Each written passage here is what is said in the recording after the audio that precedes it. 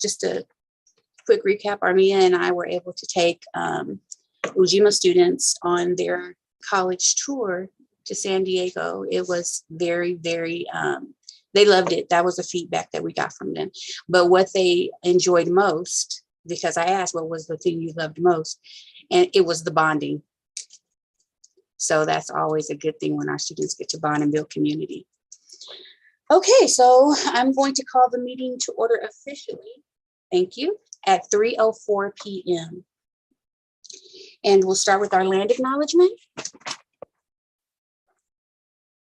Okay. Before we begin, we believe it's important to open our meeting by acknowledging the indigenous land that we share. Pasadena City College is a learning community within the indigenous homelands of people who have been known as the Gabrielino Band of Mission Indians of the Shi'i-Kuenga village and Keach Nation. We acknowledge the painful history of genocide and forced removal from this land on which we gather.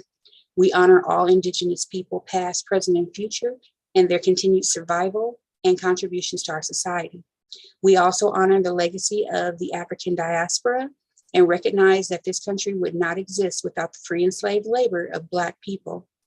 We share these acknowledgements to raise awareness about histories that are too often erased or forgotten, to recognize our place in this history, and to affirm our commitment to social justice, systemic change, and anti-racism. That's always wonderful to start with. Okay. So now, do we have any public comment, Professor Walker?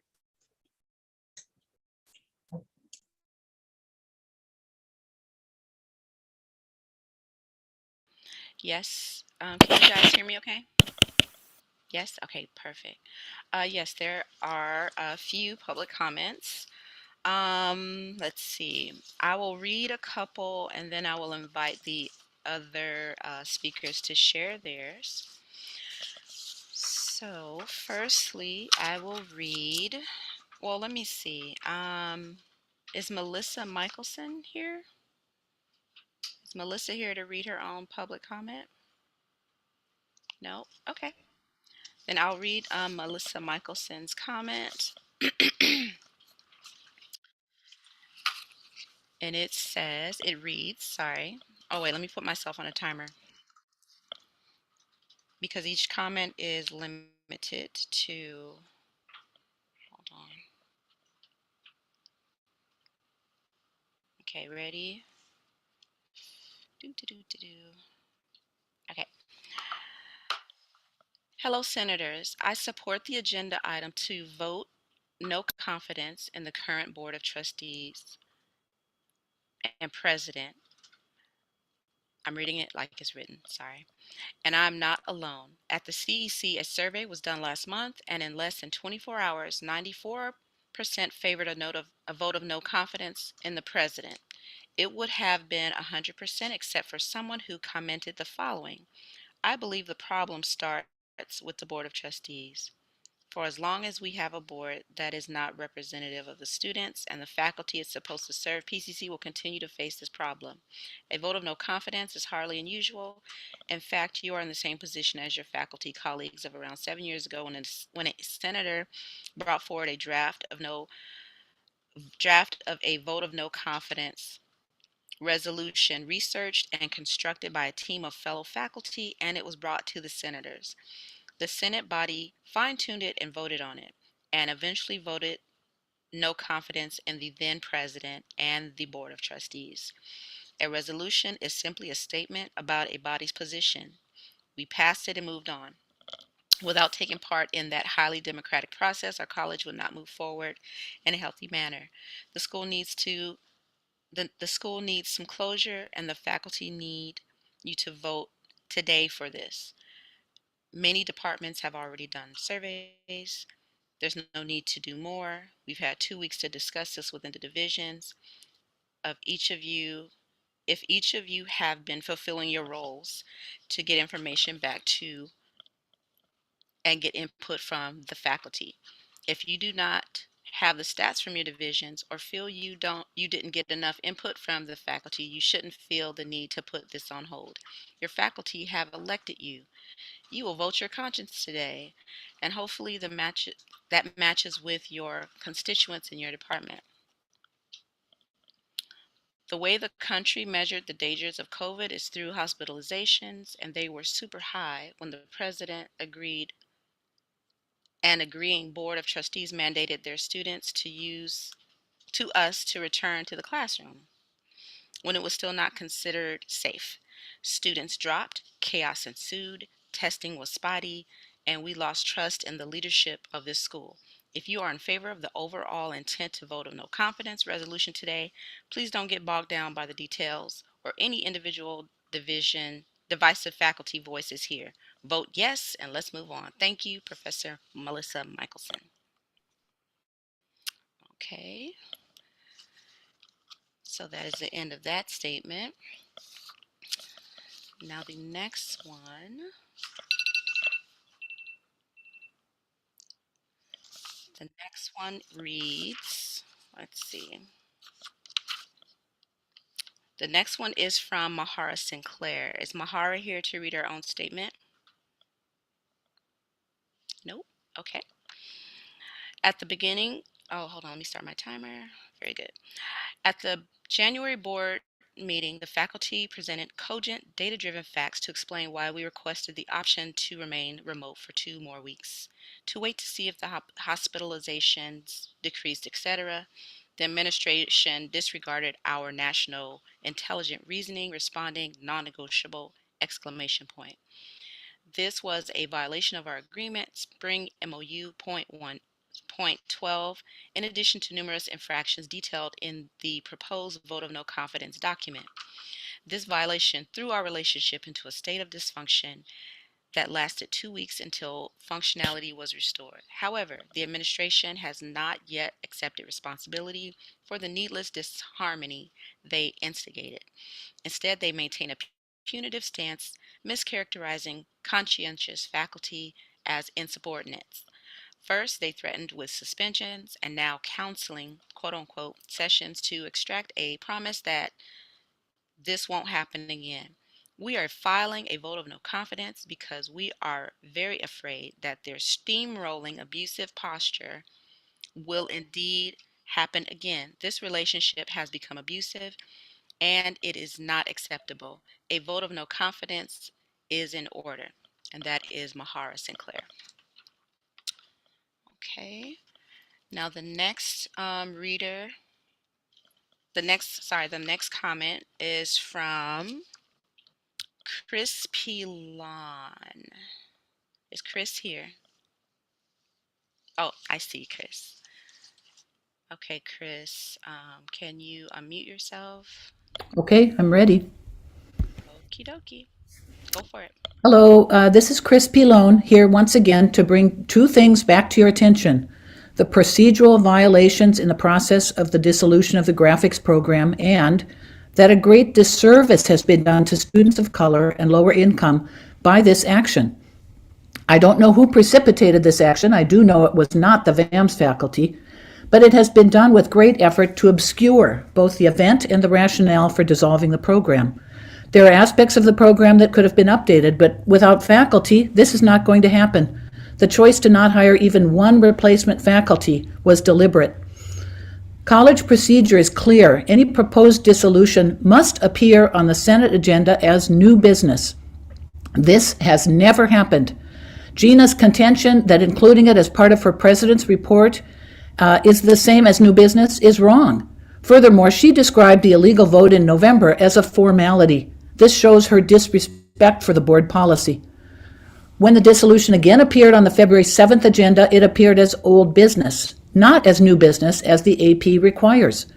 After an inadequate period of discussion, there were still 8 out of 29 senators who did not have enough information to vote yes or no, and yet no further discussion has been forthcoming. None of the data used to make this decision has been openly provided at the division level, the special task force level, the CNI level, or to Senate members. Who knows what was said in these meetings because it has all been hidden. Yet, Much false information has been shared at Senate meetings.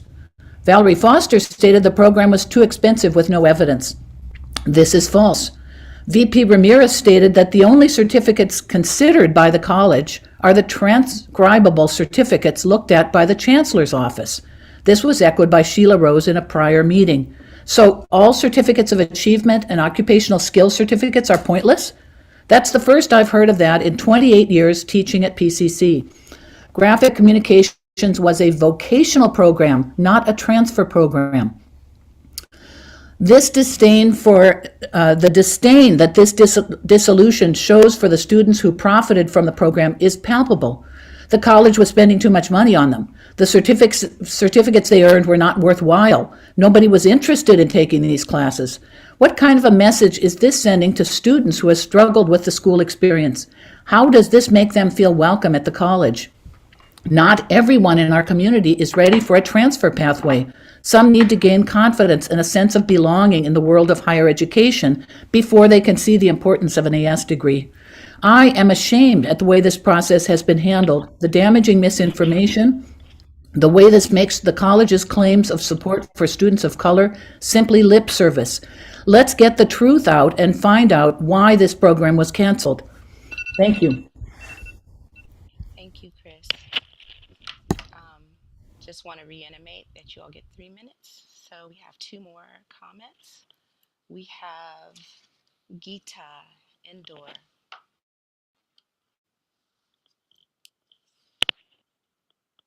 Is Geeta here? I don't know what happened to my sound. Okay, Geeta. And make your comment. Hello? We can hear you. You're good to go. Okay, my sound is not working properly today. I work at the, pardon me? Armia sounds really bad. Okay, thanks. Is the sound bad for everybody or just me? Okay. I work at the Foothill campus since 2006, when I started teaching ESL there. We have had 9 deans or heads of departments whose whims or notions could paralyze or end our employment, not based on ability, character, or adherence to norms or rules. Some of those 9 exhibited sheer viciousness that sent teachers from the executive office pained, dashed, seething, holding back tears, and that poisoned the ability of our teachers to work together to take better care of our students. The temporary classrooms, much like FEMA trailers, emit some chemicals. One teacher wound up in the hospital. When this instructor was recently assigned again to the classroom, he was informed there was no possibility of changing it. A teacher who needed medically to be in a classroom where the temperature could be controlled was put in one with no thermostat. A teacher whose doctor said no second floor was put on the second floor. We are unsure if the requests are just organized, ignored, or purposely thwarted. I have heard teachers speculate that if they ask for what they don't want, they might have a chance of getting the level or room or time slot they desire. I have not seen so much mean-spiritedness in one place on the part of people earning in excess of $100,000 to faculty who are destined to never take home what is a living wage from PCC, even after decades of work. One dean put in suggestion boxes. There were so many requests to enroll one of our department heads in an anger management course, I have it on the best authority, that as a result, the suggestion boxes were removed. Among the surprises that students new to the country have, in America, your watermelons don't have seeds, and jeans with holes in them are very expensive. Students ask why their instructors are not spoken to politely by the people in charge. In my country, teachers are honored, they say. Trying to ride our small ship through the seas of Perfumo, Rocha, and now Dr. Endrojonas has taken extraordinary amounts of time and effort that could be and should be better spent. It has been tough to get people to listen to any information about what we have been subjected to and what we need. When a lousy idea comes out of our executive office, and as a result, we have fewer classes, our teachers have less work, sometimes half of what they need. There are teachers whose classes are cut because they have too few students, because the person who decides on all classes, rooms, teachers, times has never been in our school or anywhere else a teacher. And not a few teachers worry if they— Gita, I'm sorry, but we've actually reached your time. Is that correct, Professor Walker? Yes. Thank you. Are there any other public comments? Thank you, Gita. Yes. We have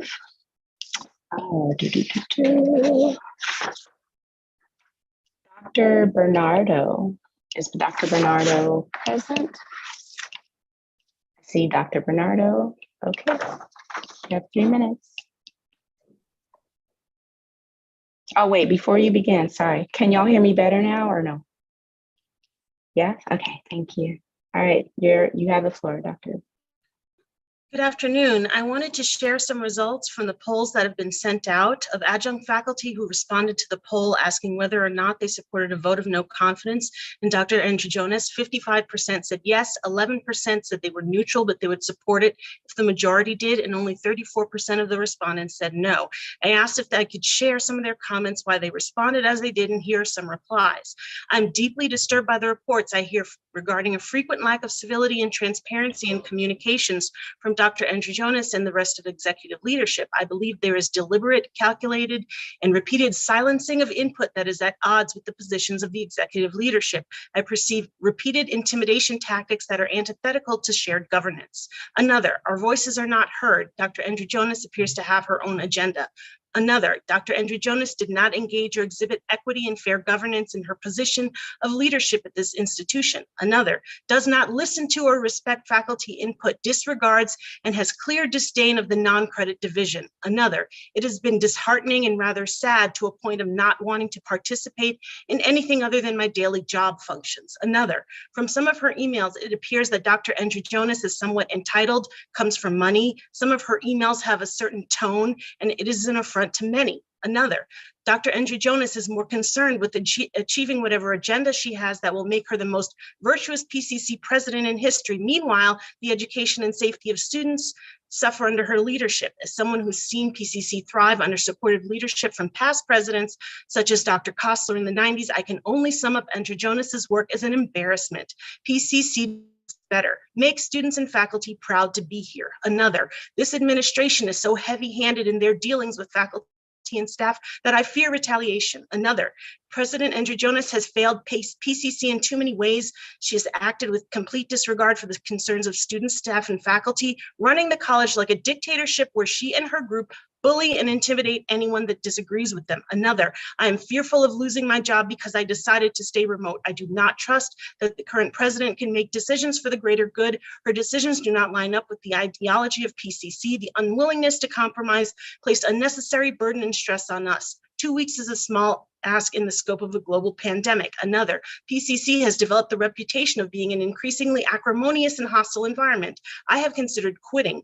Another, in refusing to acknowledge that the faculty had a problem, basically ignoring us, Dr. Androjonas showed that she doesn't really care about us, just herself. Another, administrators continue to aggressively cancel classes while creating more administrative jobs, utterly unsustainable. Another, there was little sensitivity to the reasons that a lot of faculty didn't want to come back. There does seem to be a lack of genuine humility or compassion. Another, a vote of no confidence might shame her into finally addressing her personality debits and reversing the course she has steered in opposing shared governance, and on and on and on. We have a clear problem and people are no longer willing to be silent. Thank you. Thank you. 3 minutes on the nose. Thank you very much. There was a possible another public comment. Steve Gibson. Yes, I'm here. Steve, I can't see you, sorry. Steve Gibson is here. Is Steve unmuted? Can you hear me? Yeah, Steve, I just want to make sure, things are done in order. Did you send the public comment to AC Walker at Pasadena.edu?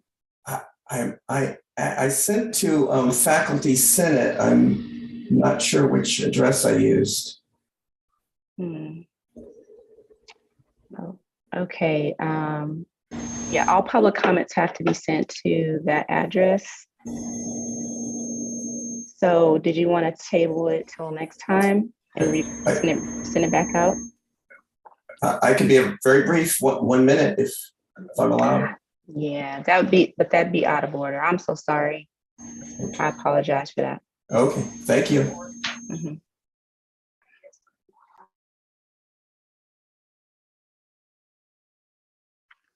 That is all of the public comments I have. If I missed anyone, alert me now.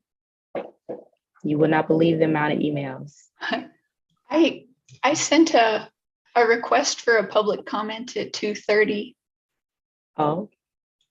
And you sent it to AC Walker? Yeah, my name is Shannon Marigee. Okay, Shannon. Give me 1 second.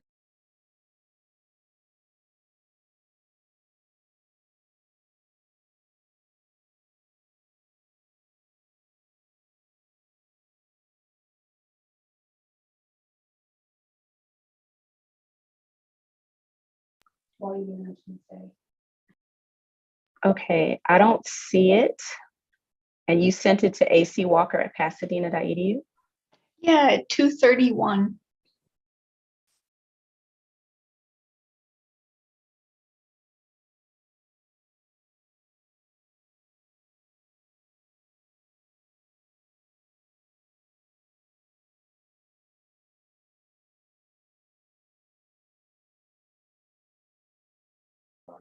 Okay, bear with me. While Professor Walker is checking, I just wanted to remind everyone that public comment needs to be in to AC Walker at Pasadena.edu by 2:59, the day of our meeting. And it needs to say public comment in there so that she can know that it's a public comment. We want to keep things orderly, so it's not to exclude anyone or penalize anyone, but it's to maintain the order. Thank you.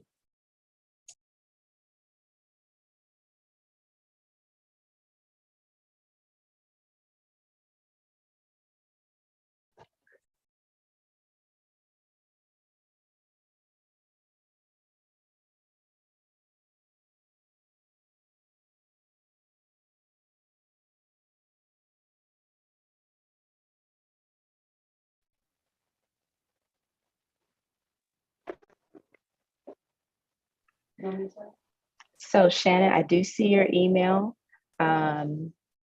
Did you want to read it yourself? Yes, please.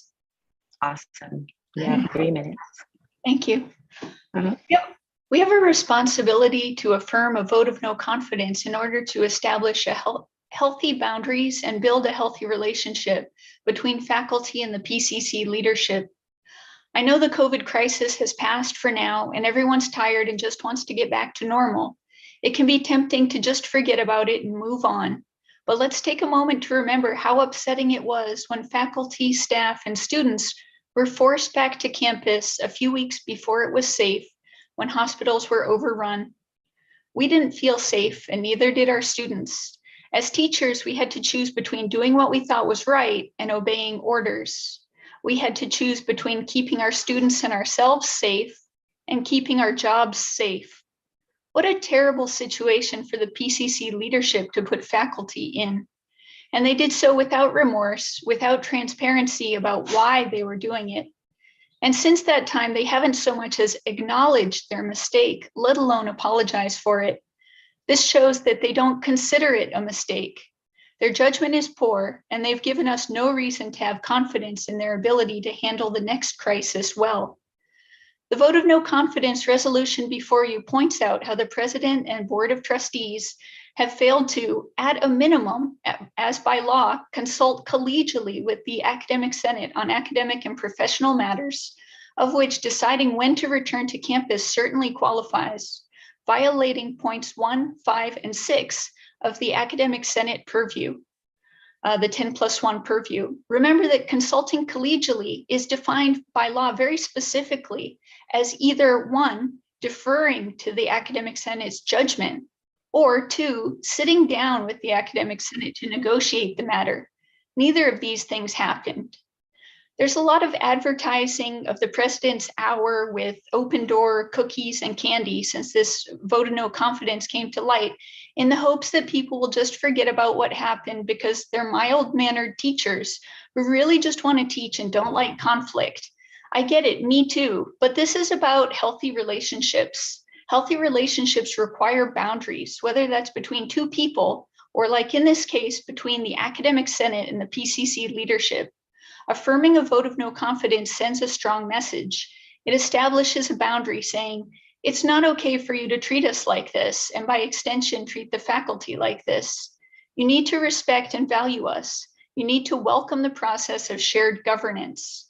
It's important for us to state this boundary. If we don't, the leadership learns nothing, except they can treat us however they want and we will take it. Abuse continues to happen when people are too scared or tired or resigned to object. Please remember how most faculty felt when this happened. We were upset. We have a responsibility to speak up about it. If there are parts of the resolution that you'd like to amend, please do, but please don't allow them to sweep this under the rug. We deserve better. We deserve to be heard, and we deserve the healing that will only be possible if we do speak up. Thank you. Thank you, Shannon. I appreciate that. Okay, so that is the end of the public comments. Are there any more? Okay, thank you. Oh, I also have, while I have the floor, I'd like to motion to amend the agenda to remove item I number 2 per the requester. The person requested that it be removed. Again, that is to remove item I number 2. Okay, thank you. Is there a second to the motion to amend the agenda? I see your hand, Dr. Bernardo. So I take that as a second. Bevel, you have your hand up. Is this regarding this issue? Oh, I just wanted to make an adjustment to the agenda. Okay, got you. We're on this motion right now. So is there any discussion about adjusting the agenda to remove item I2? Okay, I don't see any hands. Yes, Dr. Bernardo. Thank you. I just wanted to mention that I thought it would just be too much for today, so I reserve the right to make this motion. I would give notice to make this motion in a future meeting. Thank you. Okay, noted. Okay, I'm not seeing any hands for discussion. If there are no objections, we can approve this, removing this or adjusting the agenda by unanimous consent. Are there any objections? Seeing none, we can approve this item by unanimous consent. And what we have just approved was removing or adjusting item I2 to remove it from the agenda for now. Thank you, Dr. Bernardo. Okay. And thank you, Professor Walker. Now we go into the approval of the minutes.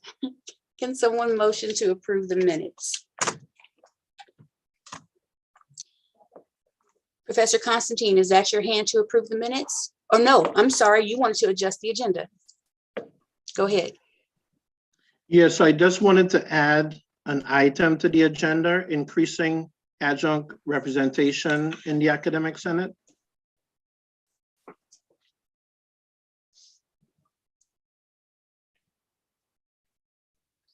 Do I have a second?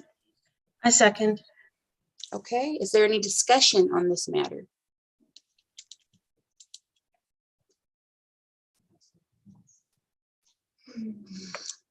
Okay, so yes, Dr. Bernardo.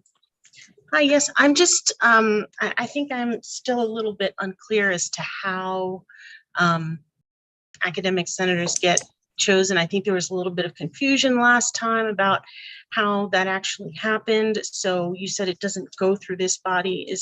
Can you please? Okay, so there was confusion, but it wasn't about that process. The confusion was what you exactly were asking for as far as us to approve. When it comes to academic senate reps, the division that they serve under will nominate however many reps they are allotted, along with alternates, and those names are given to the Senate. So it's not something that we approve, it's given to the Senate. As far as the adjunct faculty are concerned, you all as a committee, and please stop me if I'm wrong, you all as a committee decide who those 5 reps are, who you want to send up as the 5 representatives, and you just send us your recommendation. Thank you. Okay, no problem. Let's see, so there is a motion on the floor, and the motion is to discuss increasing adjunct representation in the academic senate. So, is there any discussion on that? Yes, Dr. Foster. There's no discussion at this moment, but I would just recommend that we have a roll call vote on this one, if rather than just approving unanimously. Thank you. Anyone else? Yes, Professor Indor. You need to unmute yourself. I don't understand from how many to how many. Is there a number involved? Professor Constantine, this is your motion. Yeah, that's a motion. That's a motion I will make when the item is being discussed later on in the agenda. So this is about the discussion. Okay. Professor Wilbur. Oh, and to clarify, this isn't about the discussion. This is about whether or not to add it to the agenda, correct? No, he wanted to add it to the agenda today. The discussion now is whether or not we add it to the agenda. Yes.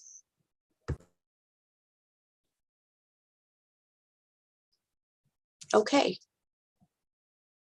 So Professor Walker, are you ready for a roll call vote? Yes. Yes. Proceed.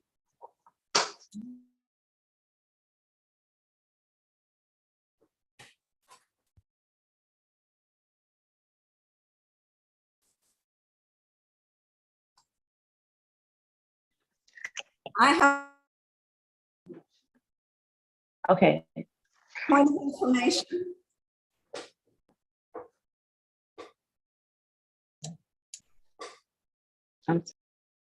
Yes, Professor Indor. Did Valerie Foster want there to be a roll call on this, or to be a roll call on whether we were actually doing it? Valerie? I would like a roll call on whether or not we're adding this to the agenda. We have a really packed agenda. Okay, thank you. Thank you for the clarification. Whenever you're ready, Professor Walker. Elon Ayers. I'm not So to be opposed. clear, a yes is to put it on today's agenda. Yes. Oh, sorry. Did you, I'll take it. Did you say yes or no? Yes. Thank you. Veronica Jaramillo? No. Nope. Okay.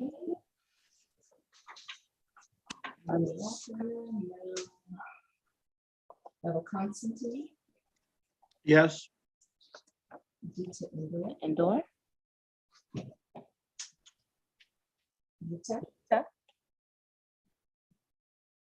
You're muted. Sorry. Is this my name? I'm having trouble hearing you. Yes, yes, Gita. Yes or no? Yes. Thank you. Diane? Yes. Yes. Dr. Dr. Bernardo, Yes. Jeffrey, sorry, Richard Allen,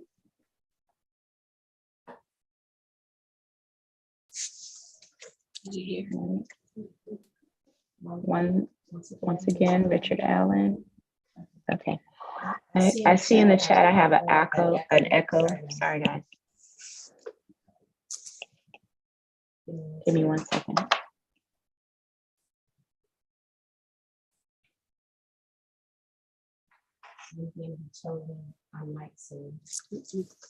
Muted. Okay, so is that better? It's not better, Brian? A little better now, but earlier I couldn't hear the first name that you were calling. I could hear the second name that you were calling delayed, and I think that was what was being interpreted. I have to bear with the echo until after the vote, until I can figure out. Better now. You sound much better now. Can you hear me better now? All right, perfect. All right, Richard Allen. Okay. Blanca Hernandez. No Blanca?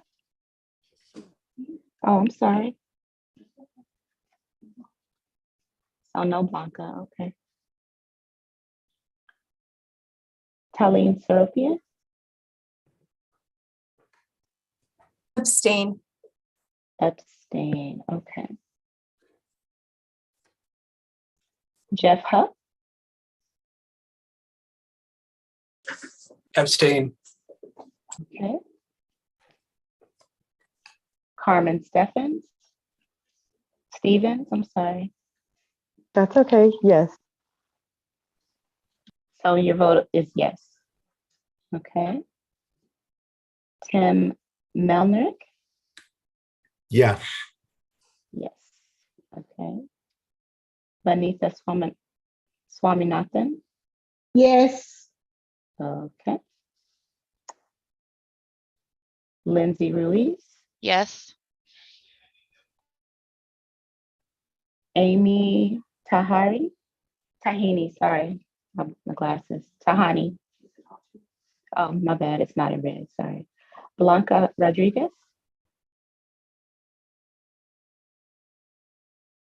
Blanca Rodriguez. Is she not here? Okay. Taryn Solberg. Abstain. All right. Ken Simon. Ken Simon is absent today. I'm here on his behalf. Okay, thank you for that. And how are you voting, Lena? Yes. Yes. Okay. Thank you. All right. Margaret Bowles. No. Okay. Jose Castanon. No. Lyman Chafee. No. Okay. Susan Bauer. No. Valerie Foster. No. Okay. Michael Vendronsko. Yes. Yes. Brian Wilbur. No. Okay. Joshua Fleming. Yes. All right. Anthony Francoso. Yes. Rebecca Johansson. Yes. Sylvia Rigon. No. Okay. Did I miss anyone? I have Richard Allen is not voting. You missed me. Who's me? Sorry. Anna Kritchka. Thank you, Anna. So you are, Social sciences. it shows you as an alternate. That's Is not, that that's not accurate. Sounds good to me. All right, so what is your vote? I vote yes. Very good, thank you. Mhm. Anyone else I missed? Blanca? Hernandez Which Henderson? one? Hernandez Henderson? Yes, I You did got call you. Thank you. Oh, you did? Yeah, I called. Stepped away for Yeah, a it's minute. okay. Thank you. It's all right. What's your vote? Yes, please. And you're aware of what we're voting on, right? Yes. Thank you very much. Did I miss anyone else? Oh. Mhm. Anyone else? Okay, if no one else has a vote. Yes. Let me count this up. Hold on one second.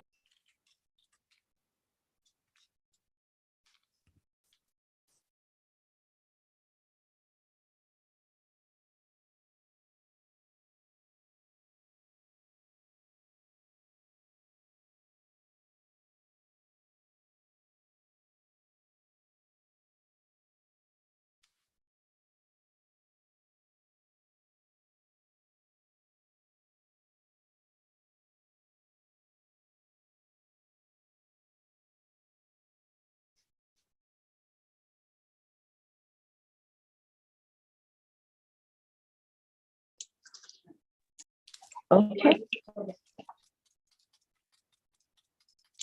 So the vote is 16 yeses, 10 noes, and 3 abstentions. And the abstentions go with the majority. So the yeses have it. We'll add the discussion to the agenda. It will go under new business.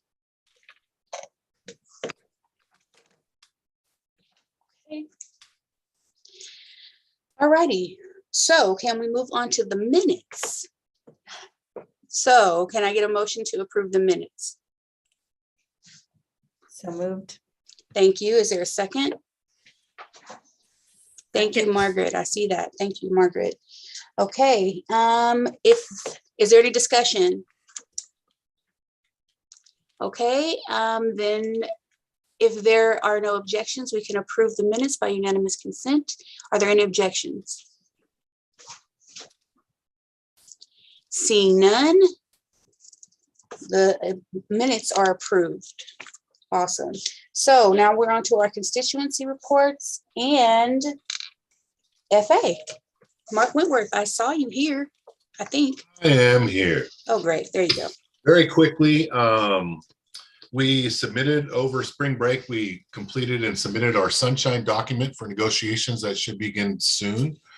If you want to get a preview of that document, you can go to the board agenda. It will be on the board agenda Wednesday night, our sunshine agreement and the districts. So if you want to get a preview of that, if you want to wait till Thursday, we will be putting it on the website. We won't put it up until it's actually approved by the board, and then we will put it up on the website.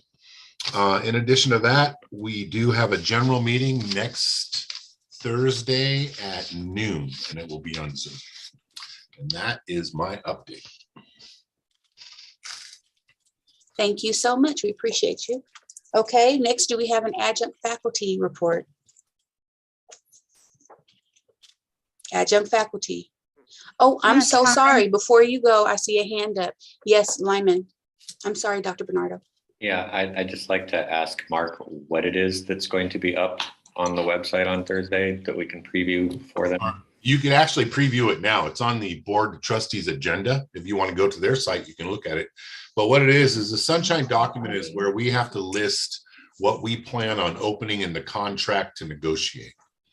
Okay. So it's a whole list of items that we're going to try to negotiate in this next round of negotiations. And they have to do the same thing. So their document is there as well. Okay, thank you very much. Sure. Dr. Stevens? Thank you. Just wanted to confirm the general meeting is this Thursday, the 17th, or next Thursday, the 24th of March? Thursday, the 24th. Thank you. Okay, are there any other questions for FA? Okay, I'm seeing none. Now we'll move on to adjunct faculty report. Dr. Bernardo. Hi, yes, thanks. So we met informally because it was spring break, and we were discussing figuring out exactly what the adjunct faculty felt in terms of whether or not they might support the vote of no confidence. I think I already mentioned that 55% supported it. 34% did not, and 11% said, I'm neutral, but I'm good to go with the majority if the majority supports it. So that's like 65% supporting, more or less. And I would like to ask to put on the next meeting agenda feedback from the department on our section 3 of AP 7210 on adding adjuncts to hiring committees. Thank you. Okay, classified Senate. Oh, I'm so sorry. I see hands. I'm moving too fast. Sorry, we got a lot on our agenda. Rebecca, I'm sorry, Rebecca. Yeah, I just wanted to know how many people participated in your poll, Dr. Bernardo? Yes, so the poll was open for, I believe, about 5 days, and we had 93 responses.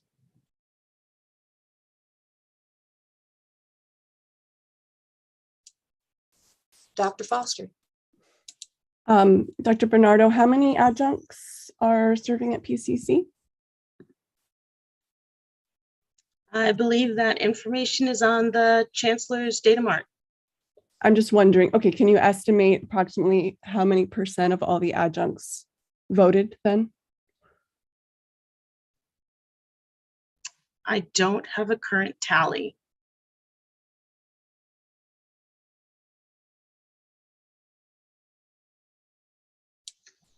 It's approximately 800 adjuncts, just so you know, Dr. Foster. It's approximation, but around that area, 800 adjuncts. Thank you. Okay. Any other questions? All righty. So I see you've unmiked AJ, Audrey Joseph. Go ahead. Classified Senate has nothing to report today. Thank you very much. Thank you. Associated students. Hello, everyone. It's nice to see you all. I hope you're all having a great first day back from spring break. I'm going to be filling in for Eugen today as she's currently on a flight back from her spring break trip. I just want to give you guys a couple updates on what Associated Students is doing. So we're currently coming back into the full swing of things. To close off this month, we're looking at hosting a student services fair along with another event in regards to academic affairs. For April, we're looking at a large lineup of movie nights. We're actually going to be showing Shang-Chi near the end of the month to celebrate a PETA month. And along with that, we're also planning on hosting another drag bingo. So I encourage you all to join. We're hoping to have a taco bar, so definitely come. And along with that, we are preparing for transfer season. So we're looking to make sure our students are ready. And we're also going to prepare for graduation. And I just really want to add on last minute this comment from what we've heard during public comment. I think there's been a lot of discussion about collegiality. And I just want to bring up the fact that there's been a lack of collegiality between faculty and students. I'm hearing a lot that faculty are talking to students and asking what they need, but no one here from Academic Senate besides Dr. Olivo, Talene Seropian, Tuk, Carrie Bolin, and Candace Jones have reached out to Associated Students, the student representatives, to speak on these issues which students are facing in regards to COVID. I understand that faculty have interactions with students, of course, their classroom, but that's extremely limited. Students in AS are interacting with students every day, ranging from our committees to our events to Welcome Week. And it feels very inappropriate and unprofessional to be speaking on student matters when in reality, the only student representative here today is me. So I just would like to bring that up because there has been no large scale, valid, reliable survey which Academic Senate or the college has conducted to collect student data in regards to return to campus. The only survey which was conducted had 1,000 responses, which is not fair to say that that speaks for a campus of 20,000 students. So I think that definitely needs to be brought up. And I definitely appreciate that you professors are bringing up these valid concerns which students are having, but we really would prefer that Academic Senate does reach out to associated students, because at the end of the day, we are the ones elected by students to represent students on every level of the college. Thank you. Okay, I see a hand, Dr. Bernardo. Hi, I just wanted to say that I appreciate what Mr. Gomez just said. And actually, I sent an email to the Associated Students President after I saw his comment at the Board of Trustees meeting a few weeks back to ask if there was anything that he would like to discuss in terms of what students have been going through, like officially or unofficially. I never heard back. I only sent it to that one person, so maybe that's my fault, but I just wanted to say that I at least have also tried to reach out. Thank you.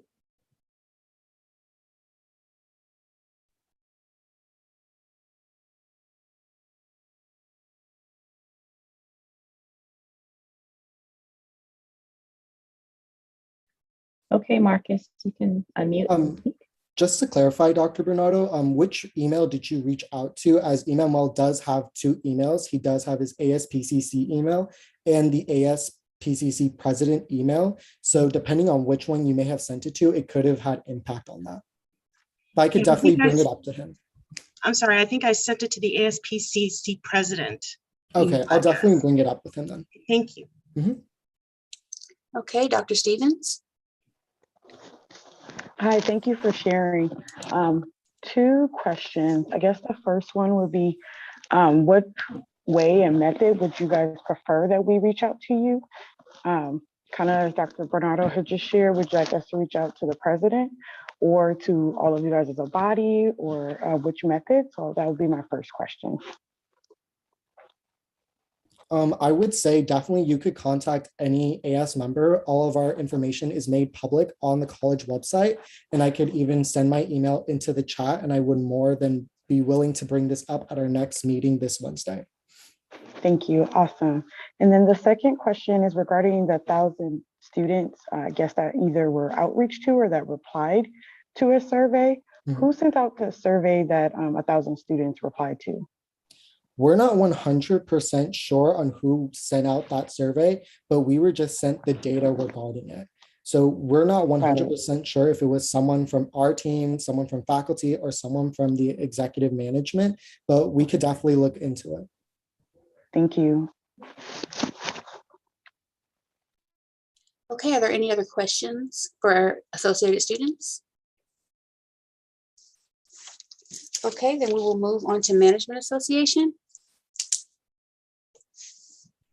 Hi, this is Dion. Good to see everybody and welcome back from spring break.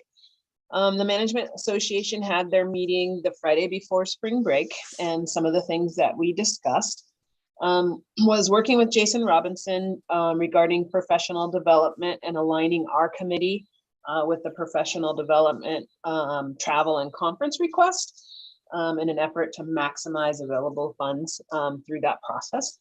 And so we're going to be moving forward with that. We also had a robust discussion about the rave alert system. And as we get new faculty, staff, students, and administrators, just keeping them up to date about the rave alert system. There was an incident on campus probably about a month ago, I guess, with some students yelling some racial slurs in a classroom. And the rave alert system kind of went out a little bit late. And then some people didn't know what rave alert was. And so we are trying to actively get more people participating in that system. And they're also going to try and use email along with rave alert, because sometimes when there's too many people on the rave alert, it takes a long time to push out that message. So it was robust discussion about that. We also had a PRT update from Tuk Tuk, and she talked about the reading circle taking place for those who opted in, that there were still books available. And there's going to be an April discussion circle, and there's a full discussion on the readings on March the 24th from 2 to 4 p.m. For those of you who might be interested. Also, we reviewed some APs and did some approvals. And so we're still working through a lot of those, but got some done. We're also making an amendment to the Management Association bylaws, and we are going to add the past president to sit on the Management Association board for at least a minimum of a year to assist the new board members with the transition. So that's something that we are looking forward to. We just went through regular business of committee appointments, and David Steinman had a litany of hiring committees and announcements for the Management Association. And so just trying to get members to serve on committees. We talked about the classified days, which is May 16th through the 20th, and just trying to get people to fully embrace it, send their classified staff to professional development, and to take part in with themselves. And those of us as managers making sure that we allow our classified staff to attend those days, and we feel like it's really important. And I think that's it. Thank you for the time. Thank you, Dean Miller. We appreciate you. Are there any questions for the Management Association? Okay. So now we'll go on to our executive officers report, starting with me. Oh, sorry, Dr. Bernardo, go ahead. Hi, I'm sorry. I just wanted to ask very quickly, are the Management Association, is that also an open committee that needs to, that has standing meetings, or is it as needed? And because I tried, I believe, to look this up on board docs and there was no info on there. So I'm just trying to clarify if that info is supposed to go on there.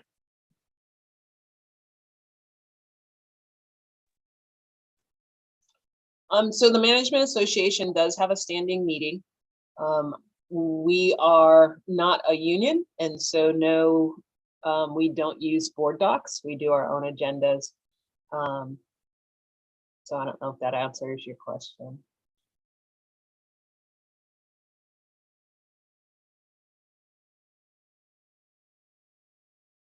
Okay, so I have, it's a meet and confer group, and it's comprised of managers. I don't know if that helps too, Dr. Bernardo.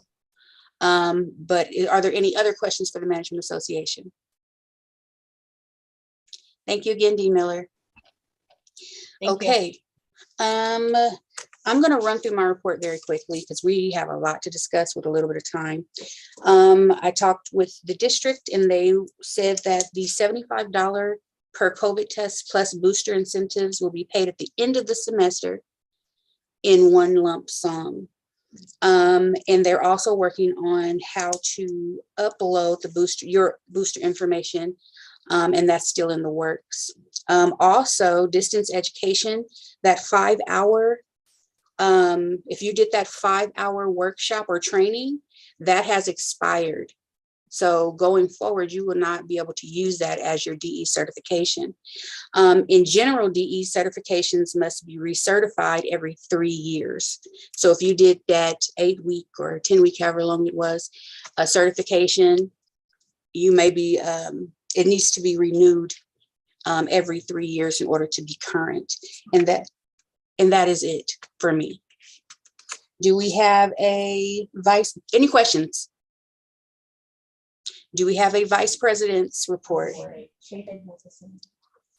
Okay. Yes. Hi, Lyman. Hi. Just wanted to ask, I know my constituents are going to wonder about that. You said that the info on uploading one's booster information has not yet been, what did you say, out there? It's up, it's still in the works. However, this is a meeting, it may be up and running now. This is a meeting that I had a week before spring break. Okay, but eventually at some point in time, we'll be getting an email about that, yeah? Yes, I anticipate so. Thank you very much. That's it. Anna? Yeah, I had a question about the distance ed. That's also going to be important for our division to know about that. So if they did it in 2020, if I'm correct in understanding it, they'll have to renew it in 2023, because that's probably when the majority of faculty got that DE. And will it be offered once again free of charge for faculty through the school, or what's the idea? That's a great question. I don't know. To me, that's a Dr. Laura Ramirez question. Dr. Ramirez, can you answer that question since you're here? Sure. So we're working with the DE committee to come up with a process for that training. So I believe the training was offered before free of charge. We haven't discussed what it's going to look like, but it'll be available on campus. Definitely. More details to follow, so I can bring an update next time. Thank you. Any other questions for me? Okay, awesome. Oh, Dr. Stevens, hit me right on the cusp. Right on it, right? I was right on time. Quick question regarding the G2 room, how people can go there if they have COVID questions and things. And I know previously they were taking people vaccine records or booster records. Is that an option until they get the online system prepared, or we're not That sure? is a district question and that I don't have the answer to. I can get the answer and then we can discuss it at our next meeting. Or I can just follow up with you too. No problem. Thank you. Okay, any other questions? There's my pause.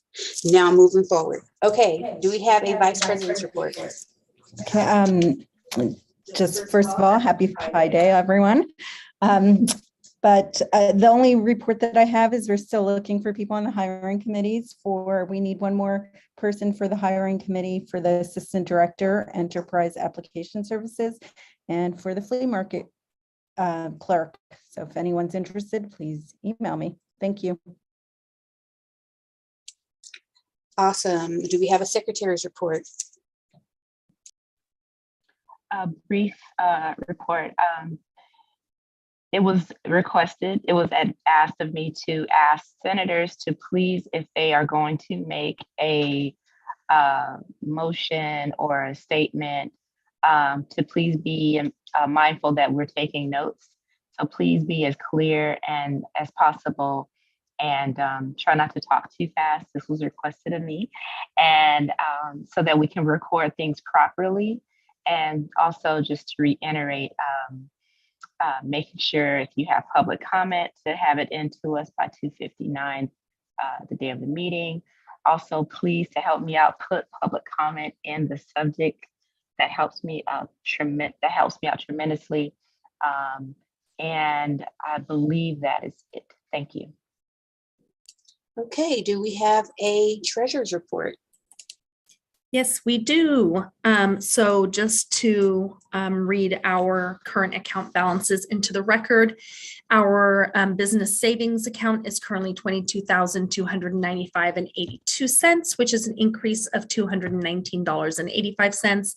Our basic business checking account has held steady at $1,095.83 for a total overall balance of $23,391.65. I also wanted to inform the Senate that I am going to be investigating other options for credit unions. Our savings are not really earning much in the way of interest. And so I'm going to be going out and seeing if there are higher interest rates that we could qualify for. So I'll be back with more information about that as soon as I have it. Thank you. Thank you, Professor Rose. Now we're going to move on to our information items, and we're going to start with, well, are there any questions for Sheila Rose? Awesome. Okay, now information items. We're going to start with Dr. Olivo from Student Services. Hi, Dr. Olivo. Hi, everyone. Happy Pi Day as well. It's my niece's 6th birthday today. So I am really excited to do this presentation and then go get ready for cake and ice cream with her. So let me pull up a PowerPoint presentation that I put together at the request of my counterpart in instruction, Dr. Laura Ramirez. And this is in response to the question that emerged at the last meeting about African American student outreach.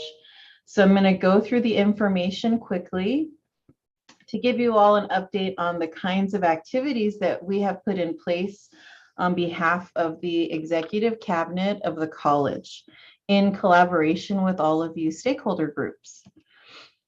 So when we look at enrollment for our Black students, we want to pay attention to connection, entry, progress, and completion.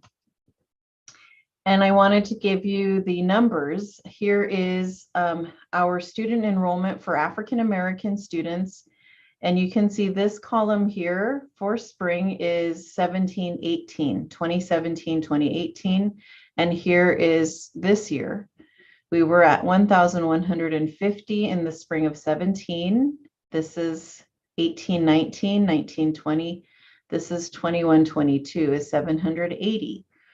Now, spring is usually always smaller than fall in regards to overall enrollment. So here's where we were at in fall. In the fall, we were at 1,042 African American students, which was a couple hundred shy of where we had been prior to the global pandemic. So here are some of the activities and the changes we have implemented as an institution in order to make sure we're constantly moving the needle up and increasing our African American student enrollment. First of all, it takes an entire college effort. And so in student services, we have outreach, admissions, first-year experience, counseling, and our transfer bound program, which is specifically for African American transfer students. We also have a brand new division, and this is led by Dr. Carrie Bolin, which our president hired and has established the Justice, Equity, Diversity, and Inclusion area. And an acronym that's used in other parts of the state is JEDI. This includes Black Student Success Center, UJIMA, Blackademia, Amend, and Black STEM, as well as the Office of Student Equity. In instruction, I know right now we are advertising to hire an African American history faculty position for ethnic studies. We also have dual enrollment at John Muir High School, where every student has taken a dual enrollment course. And this year will be the first year that we'll see students graduate with both an AA and a high school diploma. We also have professional development. And then from the Office of the President, she leads the President's African American Council. We have established a campus site in Northwest Pasadena, which we did intentionally for the purposes of connecting with our African American community. And we also have campus-wide leadership and resources that we are investing in this effort. For example, we have new personnel. This is Talia Chatterfield. She's our Black Student Success Counselor on tenure track. And then just a few weeks ago, we hired Brandon Douglas as our outreach staff member, who will work specifically on increasing African American student enrollment. Of course, you all know we have the new Black Student Success Center located in the L building. It's very beautiful. If you've not been by, please come and visit. It's an awesome space, and we'd love to have you. This year, we have engaged in 2 Black College Expos, one in Pasadena and one in downtown LA. We also were the host of the Historically Black Colleges and Universities Caravan, and we collaborated with Pasadena Unified School District and offered 5 buses to any school district who would want to send Black students to experience this. PUSD was the school district that took advantage of this amazing opportunity, and our high school students loved the experience. We also signed up for the Black History Parade, but it was canceled due to COVID. And we have made sure that Brandon will attend empowerment program meetings, the PUSD African American Parent Council. And we're extremely excited that in August 2022, we will host a large-scale Black family outreach event. And this is proposed to be an annual event held at our college. We also have a team of faculty, some in this group here at the Senate, who are participating in a year-long process called Leading from the Middle. And the result of this program is that we will have an outreach plan for the college that is in alignment with our student equity plan and that focuses on increasing enrollment for Black and Latinx students. And then I just wanted to share flyers about the activities we've engaged in this academic year. We had the Discover Your Village for Black Lancers who applied to the college but did not yet enroll. And we also had Reclaiming Your Village, an event for Black Lancers who had registered, and we wanted to just invite them in to see all of the new services. We also provided debt relief for students who were enrolled during the pandemic, but then dropped out during the pandemic. And we made personal connections to students, and Dr. Miriam El-Tunji and myself assisted 300 students in waiving their debt utilizing COVID funds from the federal government. Before you move on, Dr. Oliva, we run Yes. out of time. We'll need a motion for an extension. I need a motion for extension to extend this item.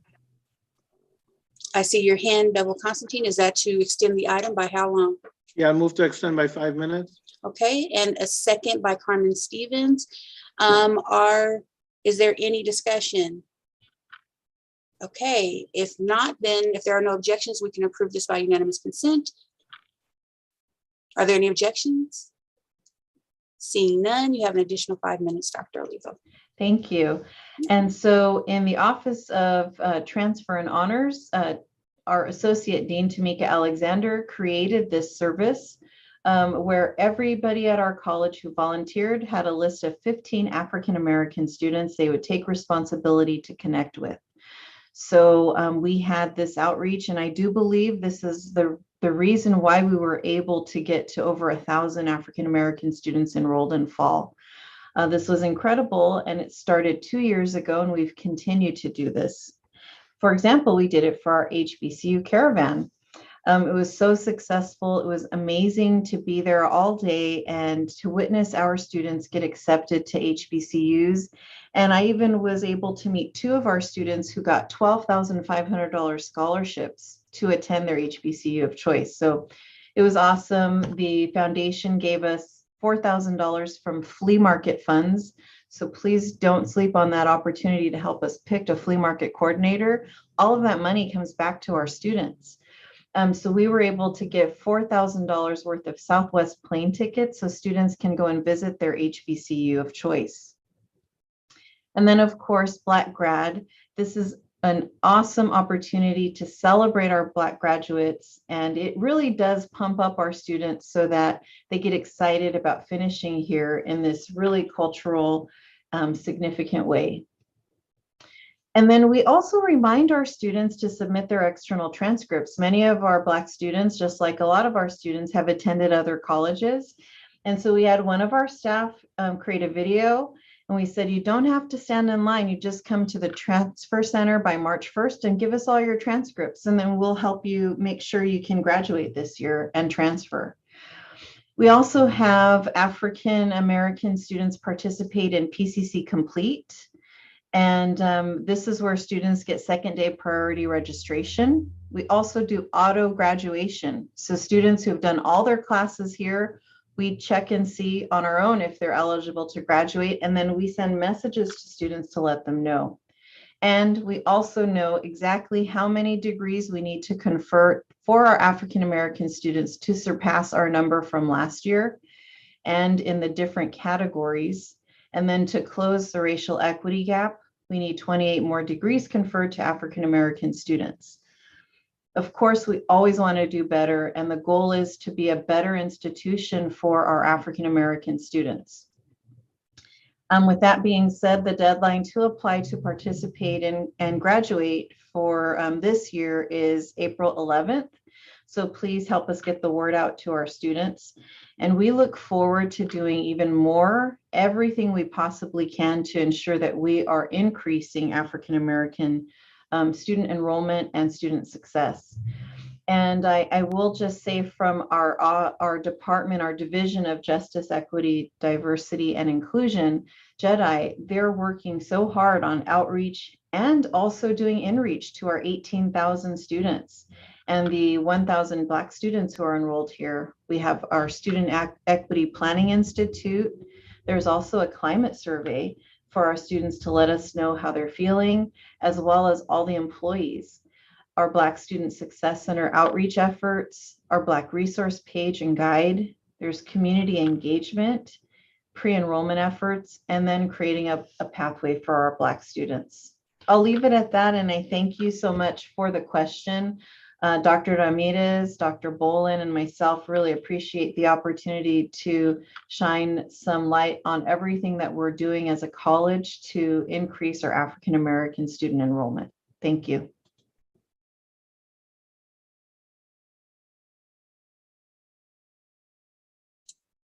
Sorry, I'm doing crazy things to my own screen. Dr. Bernardo, go ahead. You had a question for Dr. Olivo?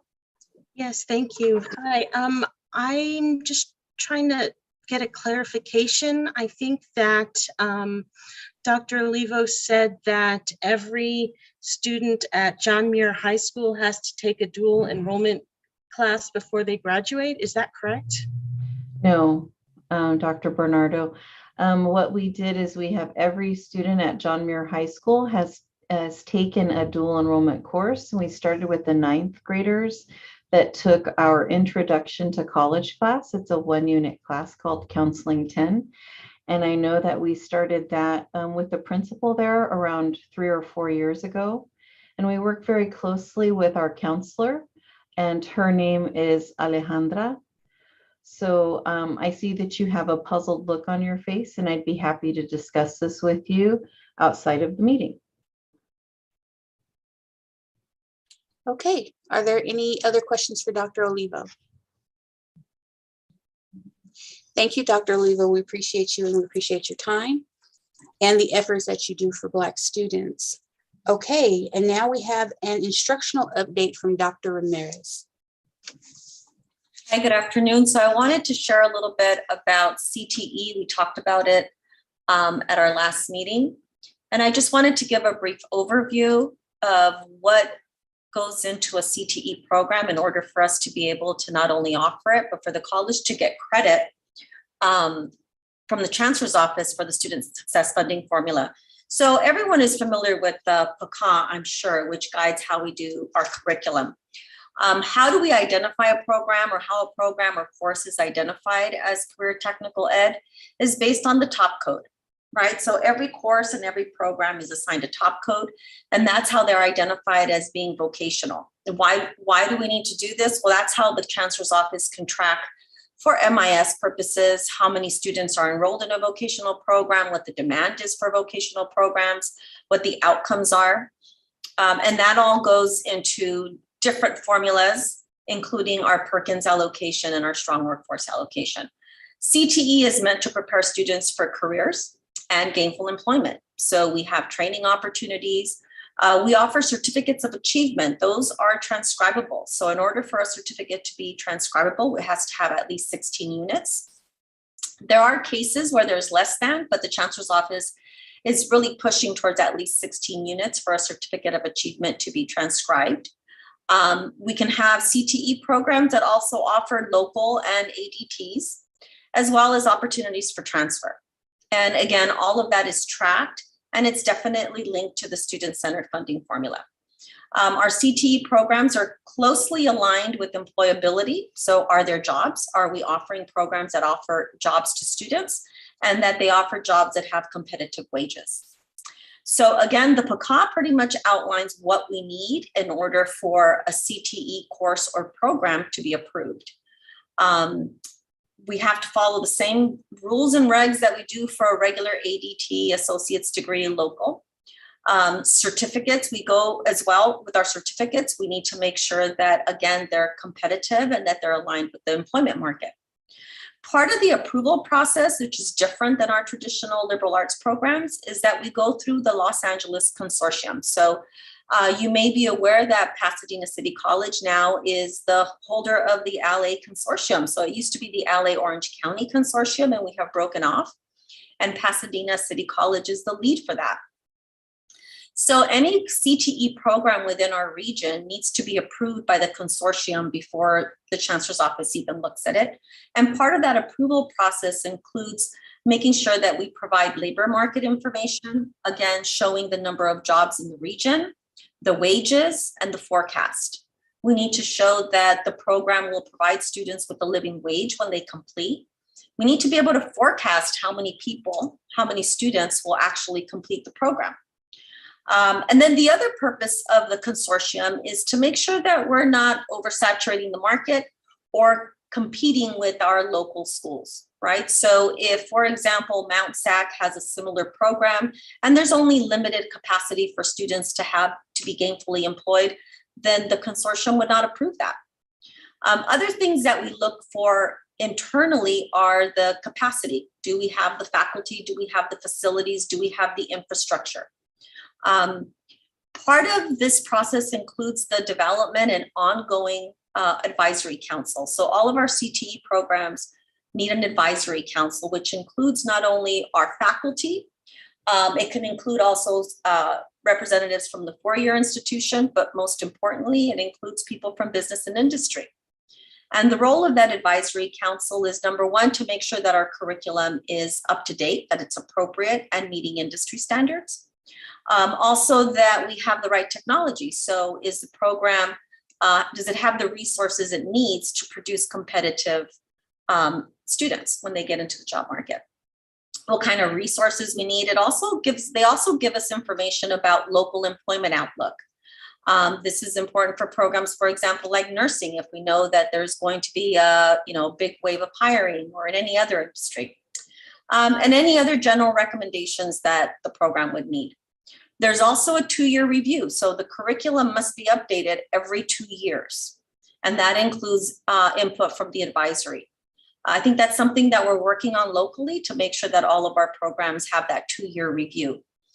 We look at the curriculum, we look at the labor market, we look at our resources and our facilities to make sure that they're in place. And as I mentioned before, the college does receive funding from Carl Perkins, Perkins Funding and Strong Workforce. And it's meant not only to support existing programs, but the development of new programs. There's allowable and not allowable expenses. Part of the funding is an allocation and another part may be competitive. We recently hired a Dean of CTE, Dr. Armine Derdarian, so I want to make sure that you all know she is the person that you would want to reach out to if you need support in developing a program, updating your program. She's also developing a lot of resources to help faculty in this area. And that's all. Okay. Thank you. Thank you very much, Dr. Ramirez. I did have a question. I'm not sure if you saw on our agenda, we made the adjustment, but a motion to rescind the vote for the graphics communication technology program. If that were to happen, how would that process work with the district? The Board of Trustees has already discontinued the program. They already approved it. So it's already done. If the college, if the faculty feel that they want to bring another program, they would have to start from scratch. Thank you. Dr. Bernardo. Yes, I just would like to clarify on that. If it is found legally that the procedures were not correctly followed for the discontinuance of the graphics communication program, wouldn't the Board of Trustees approval be moot as well as the academic senate vote on it? No, as far as I know, if the Board of Trustees voted on it, that's our governing body. Even if it's legally found to not have followed the Brown Act procedures? If it didn't follow the Brown Act in this body, that's a separate issue. It's already gone to the board for approval. Any other questions for Dr. Ramirez? Seeing none, thank you so much for your time, Dr. Ramirez. We appreciate it. Okay, now we have Dean Dr. Lenora, who's going to give us, okay, Dean Lenora, you have the floor. Hi, everyone. I was asked to join your meeting today to talk a little bit about the VAMS, Visual Arts and Media Studies Division vote to discontinue the graphics communication program. It's important to note that this was a recommendation per the AP on program discontinuance, and that's one of the first steps of our AP is to have the division faculty weigh in on this process. So I'm going to just very quickly, if you don't mind, share my screen, so that you can sort of have a visual about how this played out. Is everybody able to see this? Okay. So the VAMS division met on June 1st, 2021 to discuss the graphics communications program. This was part of our regular division meeting. So it was a standing meeting that we had every month. And in the process of that discussion, there were 4 general topics that came to light as we were talking about how to proceed with the program. Those topics included the labor market information for the relevant top codes and SOC codes. Top codes and SOC codes are what we use for CTE programs and for all programs, but they're particularly important in CTE programs because that's how we get our labor market information. It's based off of those top codes and those SOC codes. We took a look at the long overdue updates for all the courses and the programs in the graphic communications field or department. We took a look at some of the certificates of achievement, which were not Chancellor's Office approved. And that's important to note that the certificates of achievement that exist at the college right now are either not Chancellor's Office approved or they violate the Title V laws on requiring 2-year updates. And I'll show you an example of that in just a moment. And then we spoke a little bit about student interest in completing the programs and whether or not that interest was there. There was no mandate that the vote had to be taken at that meeting. I did, make it very clear that it was an important discussion. And so if the faculty wanted to wait until the next academic year, sit on it over the summer, think about it, they were well within their rights to do that. This was a faculty, vote.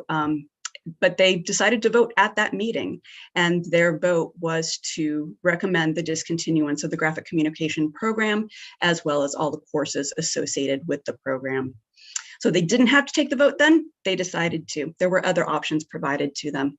And that decision was driven based off the data that was discussed at the meeting. The first piece of data that we took a look at was the LMI, or the labor market information. And that is provided to us via the Centers of Excellence. And that is the required body from which we obtain data. So this is not data that we generate internally at the college. This is generated by the Centers of Excellence based off various metrics points, including Bureau of Labor Statistics, and then some more regional data as well.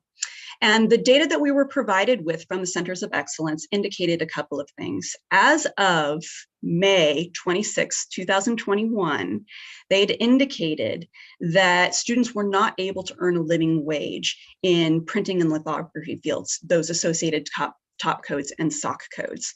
In LA County specifically, the typical entry-level hourly wage for printing press operators, for example, and this is the data that they provided to us, so this is what we're working off of, is $14.53, which is lower than what one needs to earn a living wage in LA County, which is $15 at the very least. And of course, this was in 2021. So this was not outdated data at the time that we took the vote. This was data that came in just a few days before the vote was taken. In Orange County, because at that point, PCC was still part of what was called, and Dr. Ramirez referenced this, the LAOCRC. So LA County and Orange County were considered one entity in terms of that data at the time. Now we're not anymore, but at the time we were provided with the data for Orange County as well. And in Orange County, the typical entry-level hourly wage was $15.12, whereas one needs to earn $17.36 to be able to earn a living minimum standard of living wage in Orange County. So regardless of which county you were looking at, students were not able to earn a living wage upon entry into these fields after completing our program, because we're preparing them for those entry-level jobs. 91% of the jobs in this top code were only requiring a high school education according to the job postings. So no college level or post-secondary education is required. We do have several area high schools that are providing this education. Eagle Rock provides it, Arcadia has a program. Nonetheless, even if we were the only entity, it is questionable the extent to which it's appropriate for a credit program at the college to offer something that really is the equivalent of what one would receive in high school. And so that was part of the discussion as well. And then lastly, the Center of Excellence projections through 2024 indicated that there was going to be a 27% decrease in the number of jobs available in LA County and a 17% decrease in the number of jobs available in Orange County. So a 27% decrease is substantial. And so the faculty had to consider, to what extent are we adequately preparing students to not only get a job that earns a living wage, but in the future, as we continue this program, will those jobs continue to be available? The metrics on this, the faculty decided, did not look good. In terms of the other top code, SOC code associated with the graphic communications technology courses is graphic design. But I want to really stress that graphic design is actually a different program at PCC, regardless of the top codes and the SOC codes provided. Okay, I'm going to stop you right there very quickly. Dr. Lenore, Dean Lenora, we've run out of time, but we can extend it. I need a motion to extend by Talene. Is that a motion to extend? Yes, by 5 minutes. Thank you. Do I have a second? Dr. Foster, okay. Calm down. Okay. Is there any discussion on this? Okay, are there any objections? Otherwise, we can approve this by unanimous consent. Seeing no objections, you have an additional 5 minutes. Thank you. So even though I asked for the data on graphic design as well, because those were top codes and SOC codes that the faculty in graphic communications tech had indicated on their paperwork, really graphic design is a separate field. We have a thriving graphic design program at the college. It's in the Department of Design Media Arts. All of its curriculum is up to date, good living wages earned from that. But those jobs do require a bachelor's degree. And that's very important to point out. Our graphic design program out of digital media arts or design media arts are transferable. Those courses can be a pathway towards that bachelor's degree. But in graphic communications technology, the program that we're looking at here, none of those courses, I'll repeat that, none of those courses are transferable. So if, despite what was listed as the SOC code or the top code, those students enrolled in graphic communications technology cannot use any of those courses to obtain a bachelor's. They don't transfer at all. They would literally have to redo courses if they wanted to pursue a living wage and move on to transfer out of into graphic design. So there was that issue of making students have to go through another 2 years at PCC to get transferable courses if they really wanted to pursue graphic design where the living wage is. Last program updates. This slide is a little bit small, so sorry. You can get this directly out of WebCMS. It's publicly available data. So these are a listing of the certificates. Some of these are occupational skills certificates. Those are not transcriptable. All that means is that those certificates do not show up on a student's transcript when they earn them.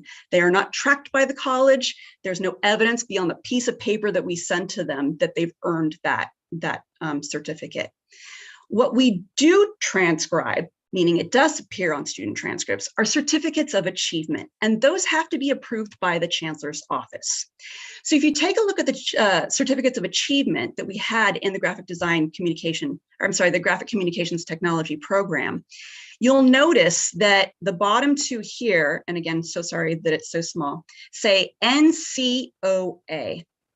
That stands for not Chancellor's Office approved. I'm going to repeat that. 2 of our certificates of achievement, which were being offered at the college, are NCOA. They are not approved by the Chancellor's Office. We should not have been offering these in the first place. They're not approved. The other certificates of achievement, screen printing is the only other one, has not been updated since 2010. That means for 9 years, when there were still 2 full-time faculty at PCC in this program, for 9 years, that certificate was not updated. Even though legally it has to be updated every 2 years. The non-chancellor's office approved certificates that were updated more recently were updated in 2016. That still means when 2 full-time faculty were still present at PCC, they didn't do the updates that were required according to Title V. After that, all we're left with is occupational skill certificates, which are not transcriptable. In terms of course updates, again, this is available in Web CMS. Anybody can go take a look at it, publicly available. Most of these courses were last updated in 2008. We have a handful that were updated in 2009. We have some that haven't been updated since 2007. So that's over a decade with 2 full-time faculty on staff who did not update the courses when they should have been updated every 2 years. This is not a matter of hiring new faculty or the failure to hire new faculty. The faculty who were here full-time for a decade didn't update the curriculum. We were deeply out of compliance. In terms of student demand, and this is pulled directly out of TaskStream. Again, all faculty can access this data by going into TaskStream, which is part of your annual update process. It's from the dashboard, the Tableau dashboard. The fill rates for the courses were not good. So you'll notice that in 2016-17, for example, fill rates stood at 51%, 45%, 46%. We see a similar sort of pattern continuing all the way through spring of 2019. Only in one case, 2019-20, for a set of morning classes, did the fill rates ever meet the institutional requirement of 60% enrollment? Technically, all of the classes prior to that should have been canceled for low enrollment, but they were being kept alive so that students could hopefully complete their certificate program and get the heck out of here and move on with their lives. So when we're talking about student demand, there was not a ton of student demand. We were not meeting our fill rates that we needed to meet. This also bears out when we take a look at the number of certificate of achievement that were actually awarded within the last 5-6 years. Just a minute, before you go on, Dr. Lenora, I need a motion to extend. Jose, 5 minutes. Do I have a second? Okay, Jeff Hupp is our second. Okay, is there any discussion? Okay, are there any objections? Otherwise, we can approve this by unanimous consent. Any objections? Seeing none, you have another 5 minutes. This is the last slide, so it'll be very fast. The last time a certificate of achievement was awarded in graphic communications technology was in the 2016-17 academic year. 3 certificates were awarded at that time. There has not been a single certificate of achievement awarded after that time, according to our own internal college data. Occupational skills certificates are not included here because they're not transcriptable, right? So there's not a huge demand for these certificates of achievement in the first place. 2 rounds of letters were sent out to students who had declared graphic communications technology as their major to indicate, are you still wanting to complete? I received no responses to those letters. On that basis, the VAMS faculty who were present at the meeting voted unanimously to recommend the discontinuation of the program. That was a recommendation. It's not the final word. It's not the last word. It was a recommendation to move along the process. And so that's what the VAMS faculty looked at the time. Thank you. Thank you very much, Dean Lenora. Can you stop sharing the screen for me, please? I sure can. Thank you. I asked Dean Lenora to come today because I know that people still had questions and they wanted data. So I wanted you to see, I wanted to be transparent, but I also wanted you to see the transparency of the process that it went through the department and so on. But we are ready to take questions. I see Dr. Bernardo, you have your hand up. Hi, yes, thank you. I think I have like a couple of questions. The first question is how many faculty were present at that meeting where they unanimously voted to discontinue it? And were any adjunct faculty there to vote? Am I recognized by the chair? You are. You can respond to those questions. All right, thank you. There were 16 full-time faculty present at the time. We did have a couple of faculty on sabbatical and on leave at the time. So 16 is actually way more than a majority of the full-time faculty who were present. Adjunct faculty are not required to be present at division meetings because they're not compensated to be there, nor does our AP require that adjunct faculty vote in this process. So this was a vote taken of the full-time faculty. But there were adjunct faculty there as well. It's just that they weren't included in the voting unless they wanted to be. But in terms of the actual breakdown of full-timers, it was 16 full-timers who were present and voted to discontinue or recommend discontinuation. Okay. Did you have a follow-up question, Dr. Bernardo? Yes, thank you. So I think the in slide 1, the dean was talking about input from students. Who all did they ask, and how many students responded? Can I get a little clarity on that? I'm not sure if that was addressed in a following slide. So we looked at student demand in terms of enrollment patterns, and then the completion of programs to indicate, okay, how many students are interested in taking these courses and how many of them, and that was one of the first slides. So those courses never hit the required fill rates. And then I sent out letters to students who had declared graphic communications was their program of study, and I received no responses back from the letter. I did speak with one student in person, and I gave him my card and said, hey, let's follow up, let's figure out what to do, let me know what your plans are, and he did not follow up. I'm sorry, one last question, then I believe I'm done. In general, for these graphics communications classes, how many students are allowed in each class? Is there like a large variety? Is there like— That's a really good question. So in order to make any of these classes even have a remote possibility of being able to run, what ended up having to happen is something called cross-listing. So every course in the program has 24 students, or sort of as the NCN, the normal closing number. But we weren't getting 24 students enrolling in any individual course.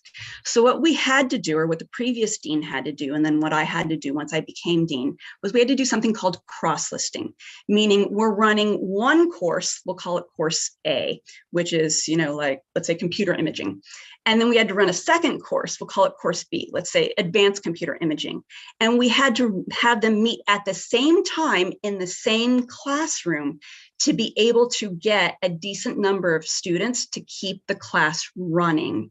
Even then, while cross-listing, so students enrolling in course A and course B, two totally different courses, just meeting at the same time, same instructor. Even then, we could not hit the college required fill rates. In some cases, they were cross-listing more than 2 courses historically. I didn't do that while I was dean. Instead, I reduced the number of sections that were being offered. And even in that case, most of the time, we were not hitting that 60% threshold. So and what that means is 14 out of 24 students. We just needed 14 students to enroll in the course. We weren't getting that. Okay, Geeta? I just would like to know, at a further time is fine, what happened to the very lively graphics course at the Foothill campus? And it doesn't have to be told to me now, but at some point I would like to know why that disappeared. Okay, that's probably talking about a different program. That's not the same program. I know, that's why. We'll have to follow up on that one, Geeta. For the sake of time, I don't know that we can get into the conversation about that, that program, but we will follow up on it. Dr. Francoso. Hi, thank you for sharing the data. This would have been really great if we would have seen this data back in November when this was initially brought up to all of us, just so that we would have had more kind of information and knowledge to be able to make an informed decision on this process. So I'm just curious why we didn't see this back in November. And for the fill rates, was there adequate flyering of the classes so that people not only on campus but also in the community knew that these classes were actually taking place? And then, sorry, one more. If it's been canceled by the Board of Trustees, what's the whole point of the rigmarole of all the other constituencies also having to say yes to it? If once the Board of Trustees says, no, it's gone, then it's gone. So those are my questions.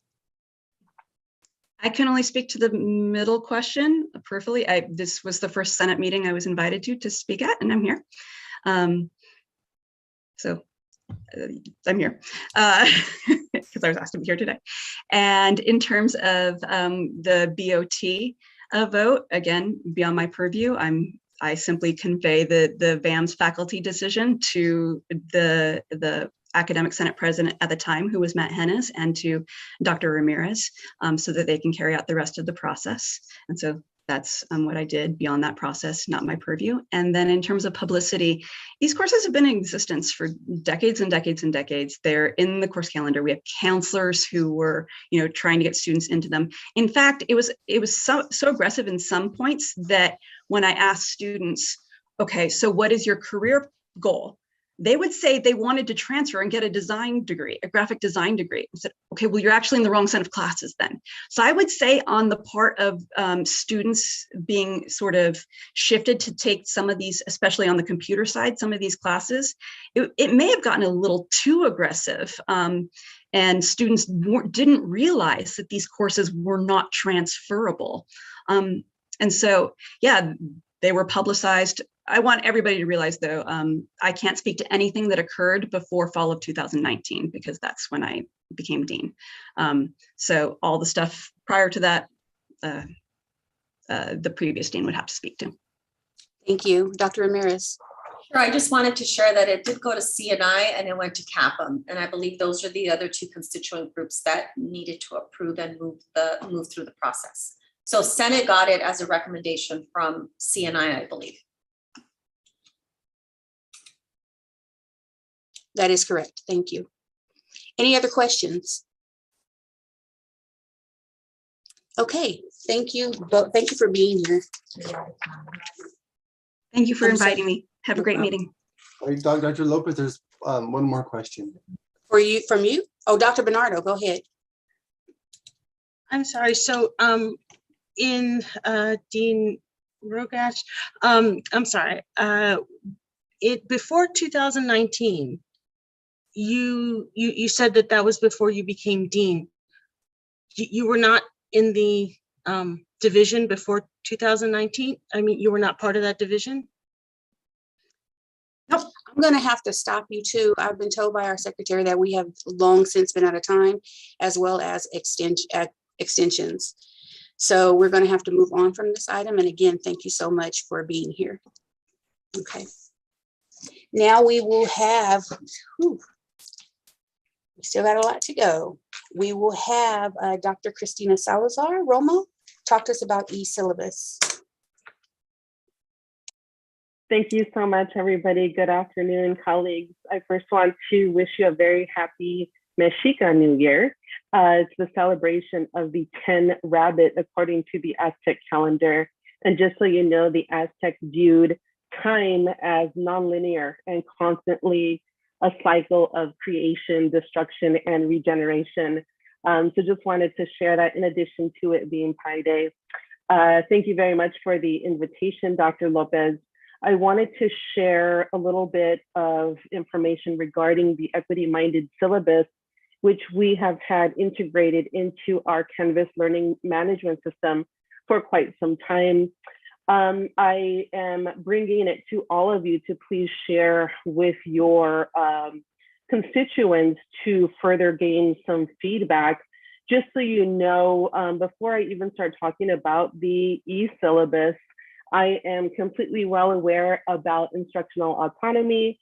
I do want to emphasize that the usage of the E-syllabus is extremely optional. The audience is truly for our adjunct faculty and for our new or newer full-time faculty that want some type of artifact to get them started on the creation of the syllabus.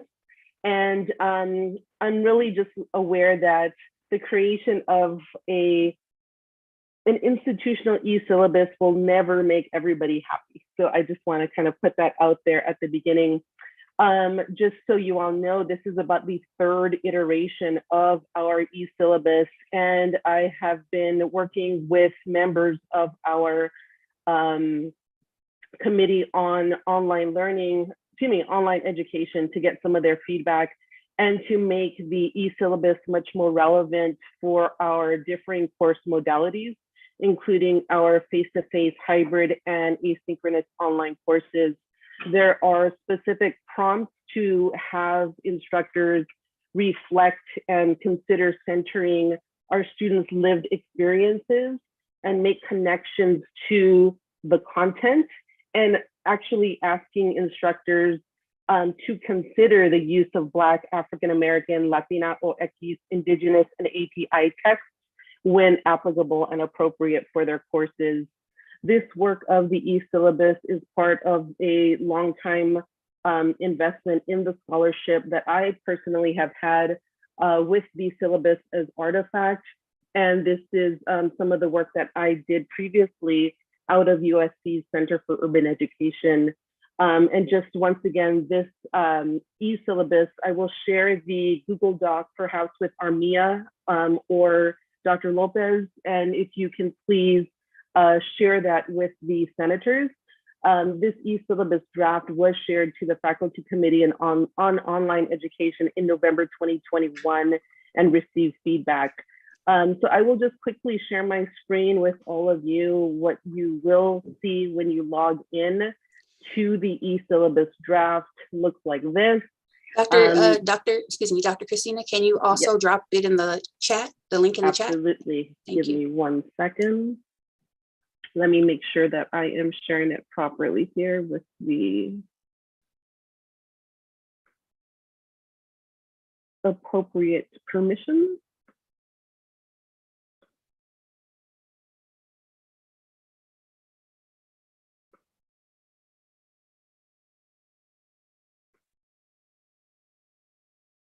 Sorry, I'm having some trouble. Can I share it in about a minute, Gina? Sure. Okay, I don't know why my little share link is not showing up. But it does look like this. There are several things that are highlighted and moved. You can see to the right, there are countless kind of notes on language and suggestions and edits. But please take a look at it. Once again, we are using this as a tool to think about changing our practices to be much more focused on improving our racial and ethnic equity foci on our campus. So I will stop my share. There we go. And I will add the link. And hopefully you can all please take a look at it and offer some feedback. All right. Dr. Lopez, that is all I wanted to share today. Awesome. Thank you so much. Stand by for some questions. Do we have any questions for Dr. Christina? You dodged that bullet. All right. Thank you all so much. Thank you for being for here. your continued work that you do. Take care. Thank you for your time. Okay, next we have go on to old business, and we have a second read of AP 4220. And Sharon Bobber is here. Are you here, Sharon? I don't think she is. Oh, okay. Well, if Sharon is not here, I guess we offer this up. Hold on for just a moment, please. We can offer this up for a. Can I speak to it? Yes, Sheila can speak to it. I wanted to share that I had reached out to Sharon about bringing the policy to the Student Success Committee's subcommittee on equity-minded policy review, and Sharon agreed to that. So she probably didn't realize it was going to be on the agenda today because the Success Committee was not able to meet over spring break.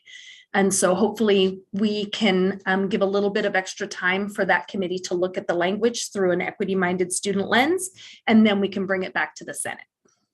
Okay, thank you for that information. We can, since we're not moving on this, we can go ahead and move forward to item number 2. And Sheila, that's you. Awesome, thank you so much. So as I just mentioned, the Student Success Committee has a subcommittee that is working on looking at all of our student-facing policies using a list of guiding questions that ensure that we have student equity at the forefront. And the most recent that we had a first read of the last time we met was on study load limitations.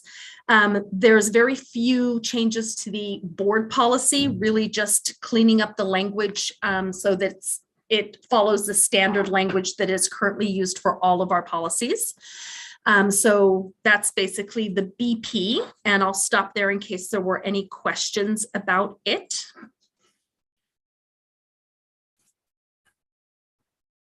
Okay, hearing none, let me find the AP. And the last time we met, we had kind of a rich discussion. Our counselors brought to our attention, thank you, Tallene and Jeff, that there were some concerns about students not being cleared or not being able to take the number of units in summer that would support their ability to complete their academic goals. And so we were given the suggestion of students being able to enroll in a maximum of 12 units over the 2 summer sessions. And so we have made those recommended changes here in this draft of the AP. That's the only change that was made since the last time we met. Are there any questions about the AP?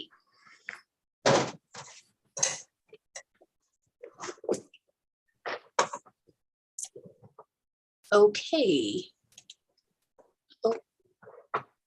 Can you all hear me? It says I'm temporarily muted. Yeah, we can hear you. You can hear me. Okay, good. Okay, Sheila, can you stop sharing, please? Okay. Seeing the revisions to the AP, would someone like to? I see your hand, Jose. No, I just wanted to mention about something about the revisions on the AP. I don't agree with the change from 10 to 12 units for the reasons that Sharon Bober mentioned in the last meeting. She mentioned something about workload, hours that the students would have to do outside the class. So I just want to bring that up. I don't know if anybody else feels the same way. If a student were to take 12 units in the summer or winter, they would be required to work a lot of hours outside the classroom. I forgot how many hours, but I remember it was an outrageous amount of hours. So I don't know, do we want students to really, take 12 units in the summer? Okay, Tallene? I think for this piece, at least for this summer, we have to look at it as summer starts session 1 and session 2, even though it's coded as 1 summer. So it's very possible that a student could be taking 6 units and 6 units, 2 courses that are 3 units a pop, and 2 courses that are 3 units a pop. So it's really only 6 units at once, not 12 units.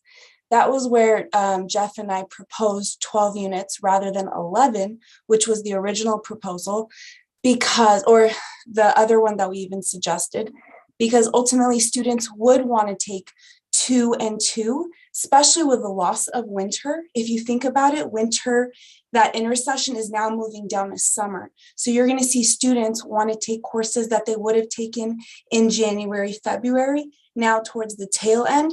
So really consider it's not 12 units at once, because I agree with you, Jose and Sharon. I would never recommend a student take 12 units at once, but 6 and 6 has happened historically quite often. If Banner saw summer as 2 sessions, we wouldn't be having this conversation, right? But they look at it as 1. And that is why we propose 12, not because I would like a student to take a calculus class, an English class, and a speech class in one 6-week term. So I just wanted to clarify that. Thank you. Susan.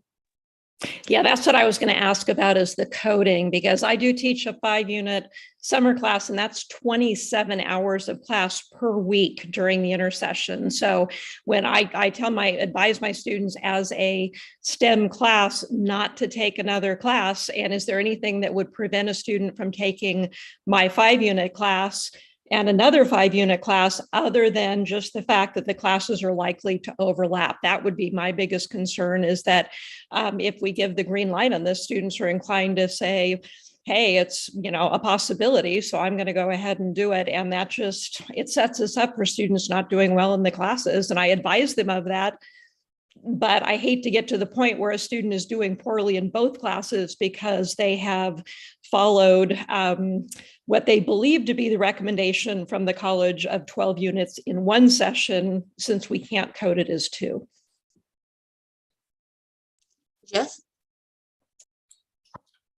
I just want to echo what Colleen said, but also from my own perspective, I just want to reiterate that, there's really no good outcome here.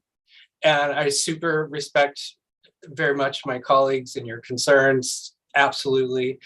Our calendar says that we have 2 sessions. The dates are marked as such, but our college is not coding them as separate sessions. And they had spoken about this summer being, it's going to be totally fine. Students are going to be able to take 2 sessions, and then when it all plays out, it's not really panning out that way. So, I think this is another example of our administration's lack of foresight or lack of care for detail or lack of actual concern about how students are impacted. I don't know. I mean, I don't think they're consulting us. I think we all have expertise that could advise them better. I'm very disappointed for many reasons in our administration. This is one of them. So in any case, I just wanted to express my thoughts and my appreciation for all the colleagues here today.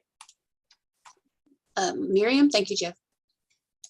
Yeah, just to also follow up on that, we've been monitoring how many students actually go up to these higher units, and it's not as many as we're expecting it to be.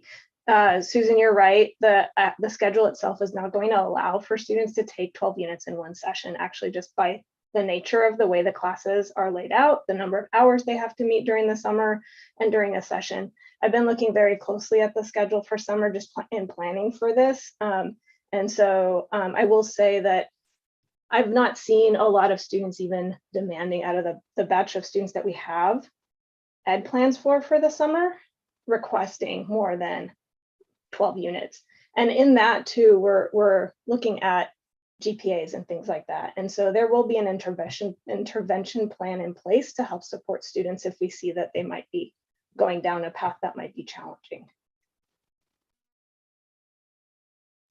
Okay, so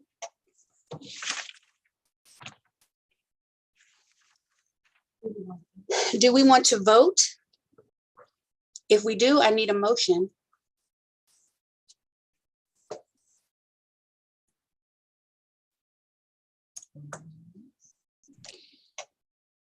If there's no motion, do you want a third read or is somebody about to motion? Jeff Hupp? So we're motioning to approve it as written with the 12 units?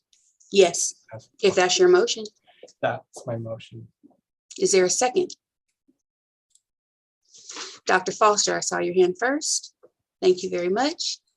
Okay, so is there further discussion on this? Lyman.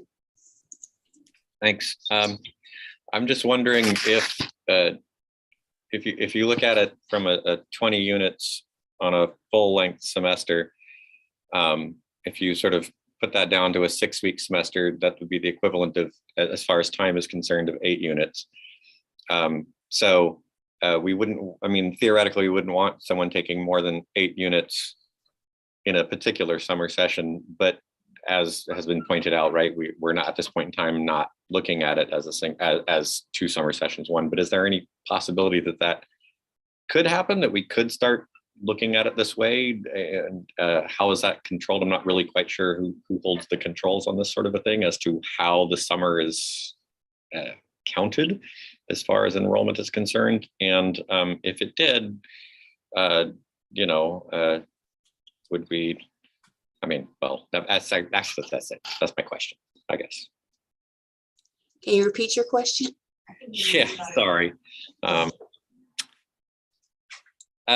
How difficult would it be to get things changed so that we are counting the 2 summer sessions separately? And it's actually a little bit more complicated because we have 2 summer sessions, but we've got multiple versions of them as well, right? Like we've got an 8-week version and a 6-week version or something, right? The summer is kind of complicated these days, right? Yes. Fairly complicated. Miriam, were you planning to answer that? I was gonna take a stab at it. Yes. Okay. So Lyman, yeah, you're right. It's very complicated to switch out the way that the summer is built in this systemically. So right now, it's up and running and ready to go in Banner, and we can't really make changes at this point. So the best that we can offer to do is, on the student services side anyways, is to monitor students and see what the behavioral patterns are looking like, and see who's raising flags, and then decide, you know, I think we need to be a little flexible with this summer session. And like in counseling, we're ready to do that. With the success coaches, we're ready to do that. Just to be there to support as we observe what the students' behavioral registration patterns are kind of looking like. I really don't think it's, based on previous years, the numbers aren't overwhelmingly on the side of 12 units and so on, because we have been clearing. Like, this isn't a new concept for them to take more units in these sessions and in the semesters, but they get a little bit of guidance along the way. But in this case, for this summer, I think we kind of have to just be ready to help support students through this. And on the instructional side, if you see anything that is concerning on your end and would like to raise a flag or a referral for a student, we can pick that up in student services. So please do that, and don't let it wait. Don't wait too long to do that also. Okay, thank you very much. Thank you. Dr. Ramirez, was this in regards to answering this question? Yes. So basically, the Chancellor's Office doesn't recognize 2 summer sessions. They recognize spring, summer, fall, and then the intersession. That's why Banner's configured that way. So we need to work on our end internally to allow students the opportunity to enroll in 2 sessions. Hope that helps. Okay. So we have a motion on the floor. And the motion is to approve this AP with the what am I looking for? With the corrections, with the updated corrections. Okay. We can do this by roll call, or we can do this by unanimous consent. Let's try unanimous consent first. Are there any objections to approving this by unanimous consent? Okay, I see one, Dr. Bernardo. Okay, with that being said, we will need to do a roll call vote. Professor Walker, are you ready? Yes. Okay. Okay. Dr. Jaramillo? Yes. Sheila Rose? Yes. Armia Walker, yes. Bevel Constantine? Yes. Gita Indoor? Yes. Guy and Jerome? Yes. Dr. Bernardo? No. Milan Ayers? Abstain. Thank you. Okay. Did Richard Allen come in by any chance? Okay, thank you. Blanca Hernandez. Yes.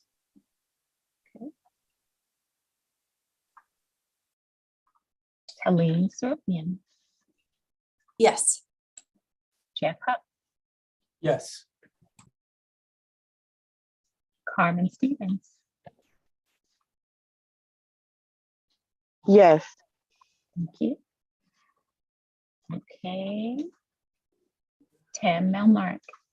No. Okay.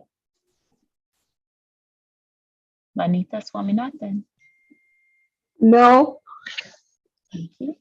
Lindsay Ruiz. Yes. Thank you.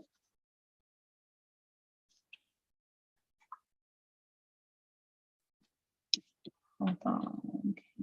Okay. Did Blanca come in? Rodriguez? No. Okay. Thank you. Terrence Sobert.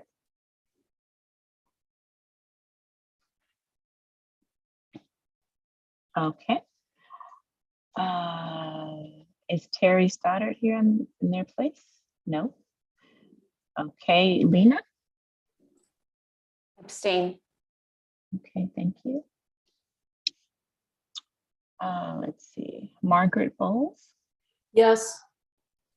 Thank you. Jose Castanon? No. Okay. Lyman Chafee? Yes. All right.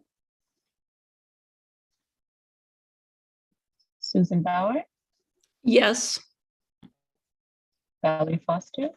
Yes. Michael Vendrosco? Yes. Ryan Wilbur? Yes. Joshua Fleming? Josh? Oh, Yeah, sorry. Yes. thank you. Dr. Francoso? Yes. Rebecca Johansson? Yes. Sylvia Ringon? Yes. Anna? Kritska, sorry. Krichka, yes. Thank you. Krichka, thank you. Mhm. All righty, and now I just have to tally them up. Give me a moment, please. Did I miss anyone before I move on? All righty.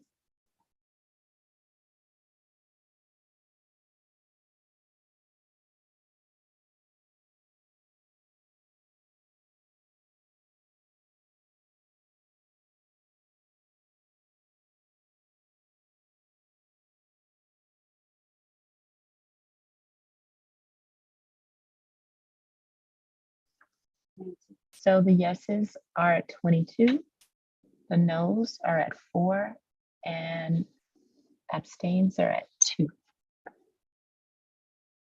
Okay, so this is approved. Okay, so now let's go on to our next item, and that is the resolution for vote of no confidence. Dr. Bernardo? Go ahead. Hi, yes, thank you. Before we start, I'd like to make a motion that the question be considered informally. Can I have a second? You might want to explain to people what that means. It just means that, among other things, there isn't, I believe, a 2-person limit on how many times you can speak on the subject. Like 2 So times per person. what you want to suspend the rules is what I'm hearing you say. Well, considering informally is kind of like a subset of committee of the whole. And so there's different like little rules there. I don't know that this, okay, does someone want to second that? Because I'm not sure. I'll second it. Okay, Oh, and that's Anthony, Dr. Francoso. all righty. So there's a motion on the floor. Can you repeat the motion, please, Dr. Bernardo? I'd like to ask that the question, the resolution, the vote of no confidence, I'd like to ask that that be considered informally by the body. Okay, I just want to be clear. So informally, you mean you don't want us to use Robert's rules? Is that what you mean? No, that is under Robert's rules. So you have a committee of the whole, you have a quasi committee of the whole, and then you Okay. have. I'm just not clear on what you're asking us to do. Do we need a parliamentary? We don't have a parliamentarian right now. I mean, if you could explain it to us, that would help. Do you want me to read it? Sure. Okay. It says informal consideration. This is under the committee of the whole section. If you're looking at the full Robert's rules, it says, as explained above, if a question is considered in either a real committee of the whole or in quasi committee of the whole, the recommendations of the committee or quasi committee must be reported to the assembly, and then the assembly must take action on these recommendations. And then it says, in ordinary societies whose meetings are not large, a much simpler method is to consider the question informally, which in effect only suspends the rule limiting the number of times a member can speak in debate on the main question and any amendments to it. Okay, so there's a motion on the floor. Is there any discussion? Anyone else have any questions? Any discussion? Yes, Brian Wilbur. What section, please? In my book, that is section 5224, etc., because it's its own little subsection.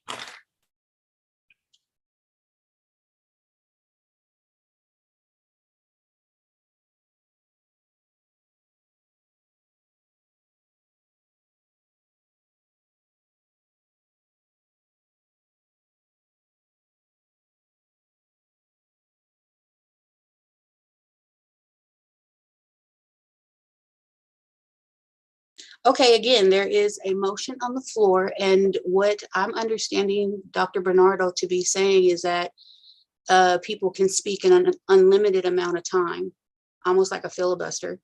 They can speak an unlimited amount of times, excuse me, not time, times, because you're normally only supposed to speak twice on an issue. According to Robert's rules, she wants to suspend that.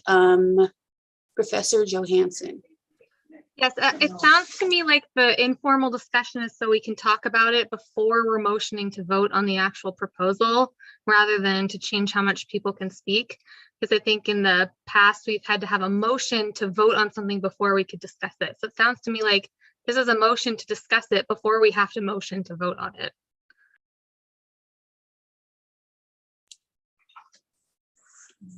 Okay, so is there any further discussion on this?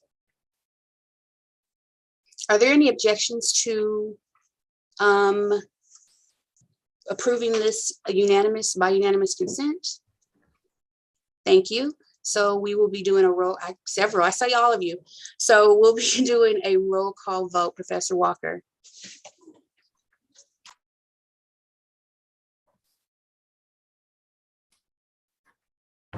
Can we discuss a little more?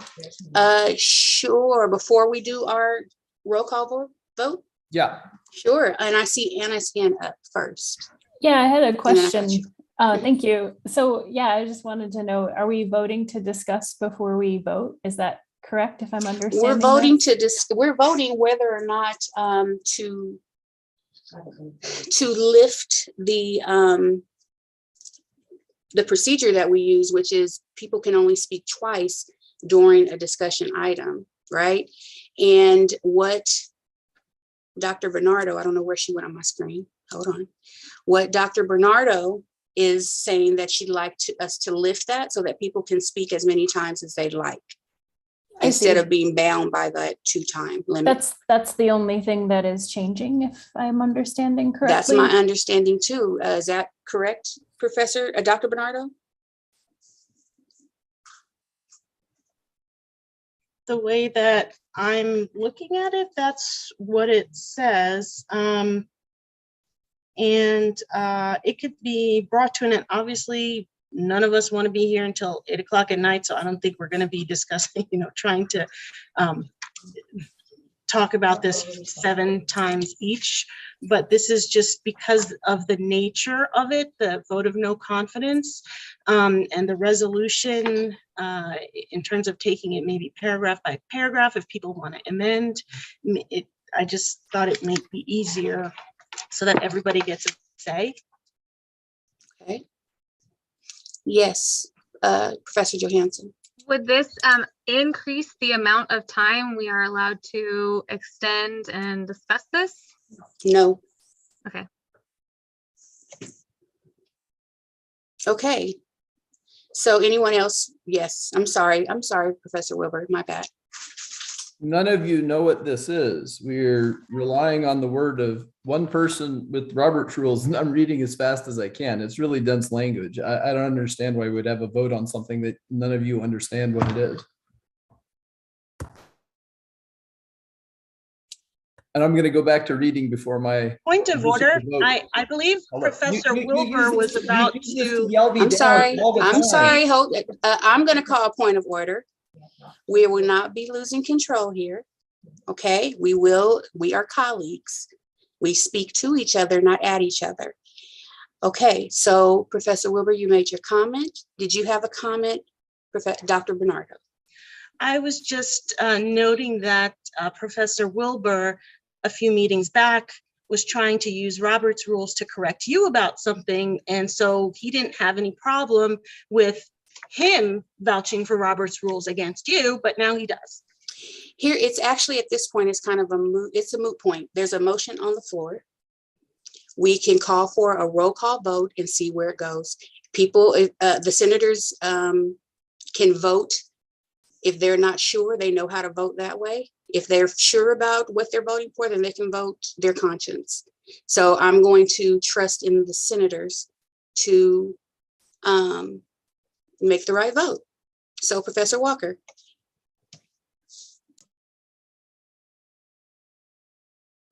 Okay, again, the vote is to, a yes vote would be to motion to have this informal discussion. Okay.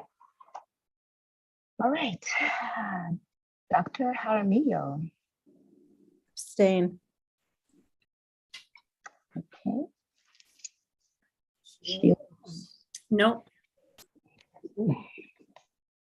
Mia Walker, no. Double Constantine. Yes. Ida Endor.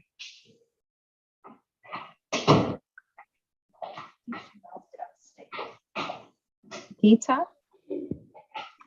Oh goodness, hold on. One more time, Gita?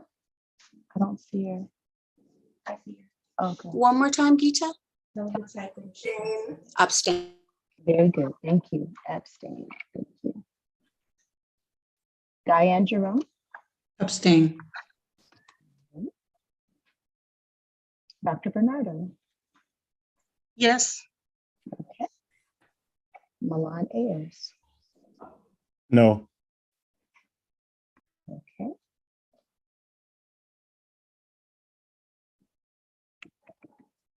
Richard's not here. Blanca Hernandez. Yes. Colleen Seropian. No. Jeff Hupp. No. Carmen Stevens.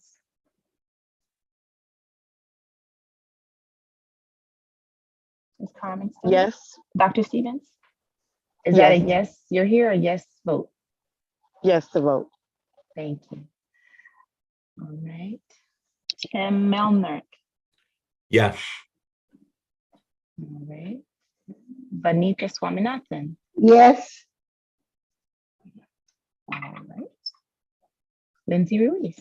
No. Okay.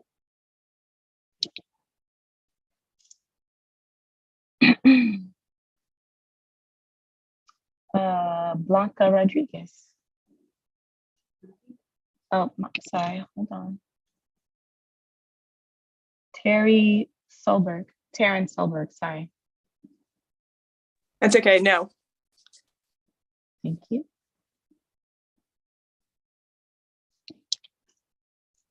Lena Hicks. Abstain. Abstain, okay. Margaret Bowles. No.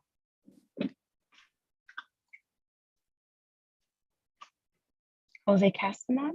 No. Lyman Chafee. No. Susan Bauer. No. Valerie Foster. No.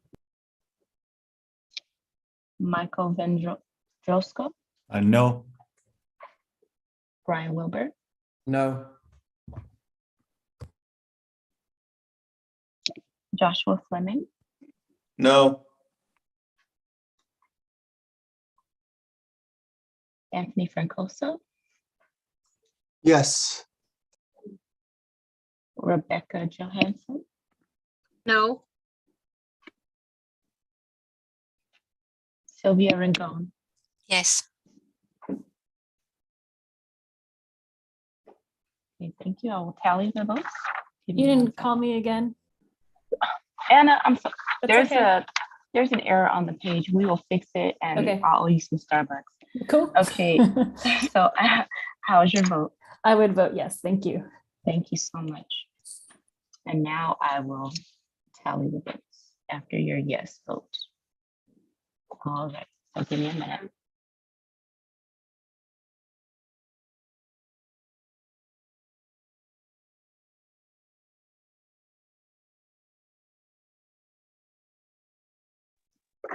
So the noes come in at 16. The yeses came in at 9. The abstains came in at 4. So we will not be, that did not pass, Professor Bernardo. Would you like to continue on with the resolution? So this is a second read. The document has not been changed since the last time that it was submitted for first read. And I would like to read it and ask for any amendments. Can I share screen or? Yes, you can.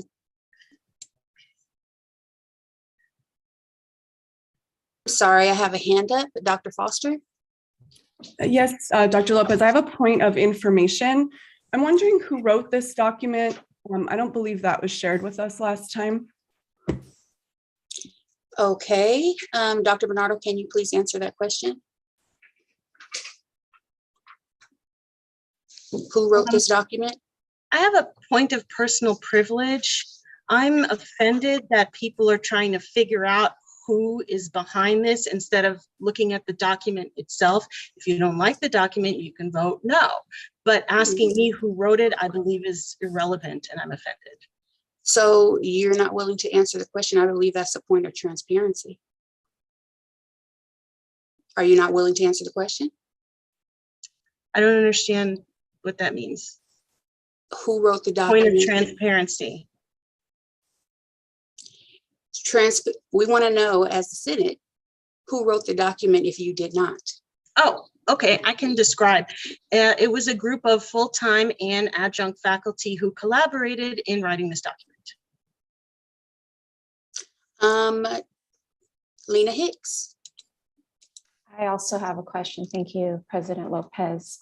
Dr. Bernardo, were non-instructional faculty participants in the compilation of this document? I do ask because on behalf of my department, the library, because the document appears to be more reflective of teaching faculty. For example, on page 2 of the PDF, first paragraph, the second line, there's mention of a return to in-person instruction. However, librarians returned in July 2021. It would be beneficial to include information about the experiences of non-instructional faculty dating back to fall 2021.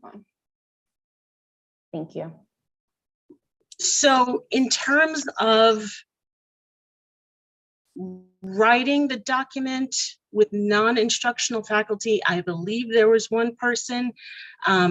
I will have to get back to you on that. However, going from the poll and the information that the Safe Learning Environment Committee compiled at the beginning of the semester, that did incorporate many comments by non-instructional faculty, including librarians.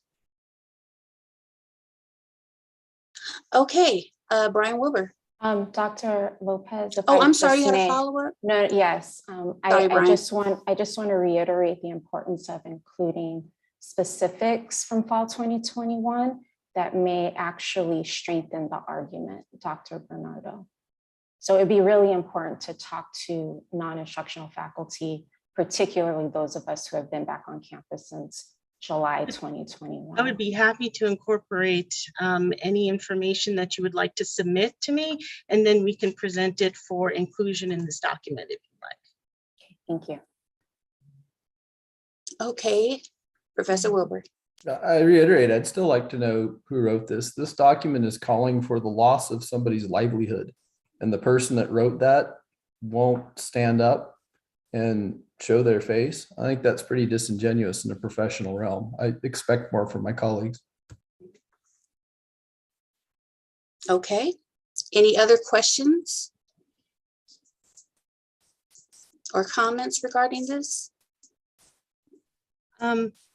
I honestly, again, another point of personal privilege.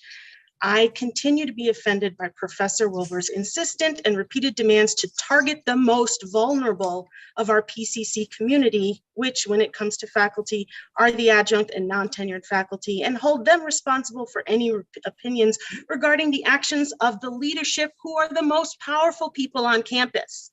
Who wrote it is not relevant. I'm going to stop you right there for two reasons. One, we don't want a faculty versus faculty situation. That's not something that we stand for, and that's not what the Academic Senate is about. Secondly, I mean, I don't mean to offend you. I respect you. I don't mean to offend you. However, I have to agree.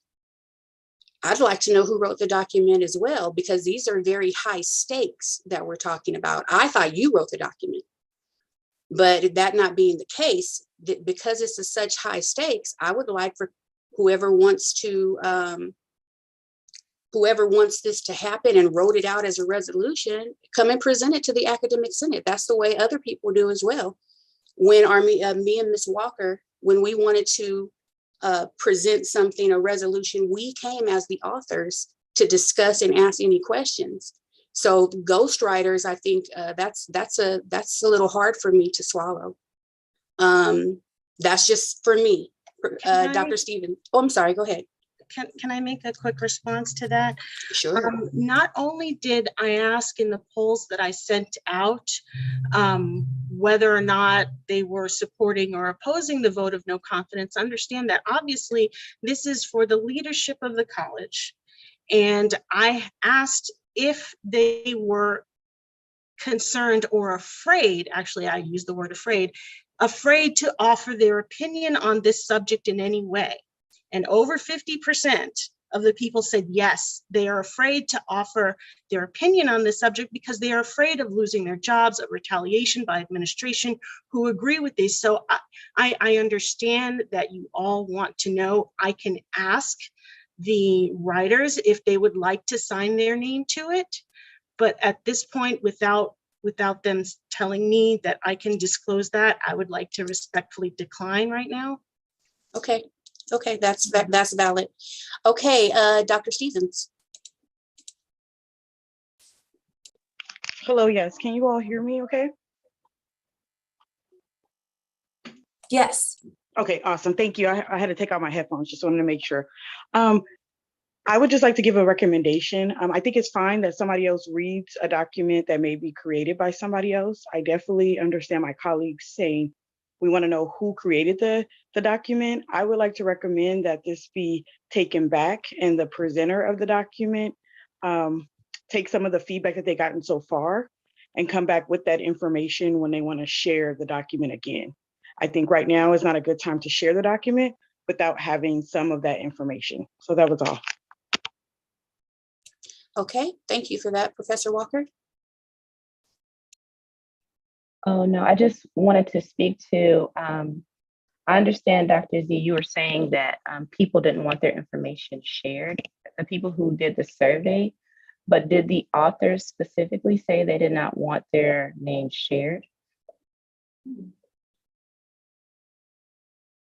As I said, I'm sorry, as I said, many people are afraid of retaliation by the administration. Right, but I meant, you mentioned the survey takers were afraid of giving their feedback. Also the But I'm document talking about the authors. Oh, the authors are also afraid and they expressed that they didn't want their information shared.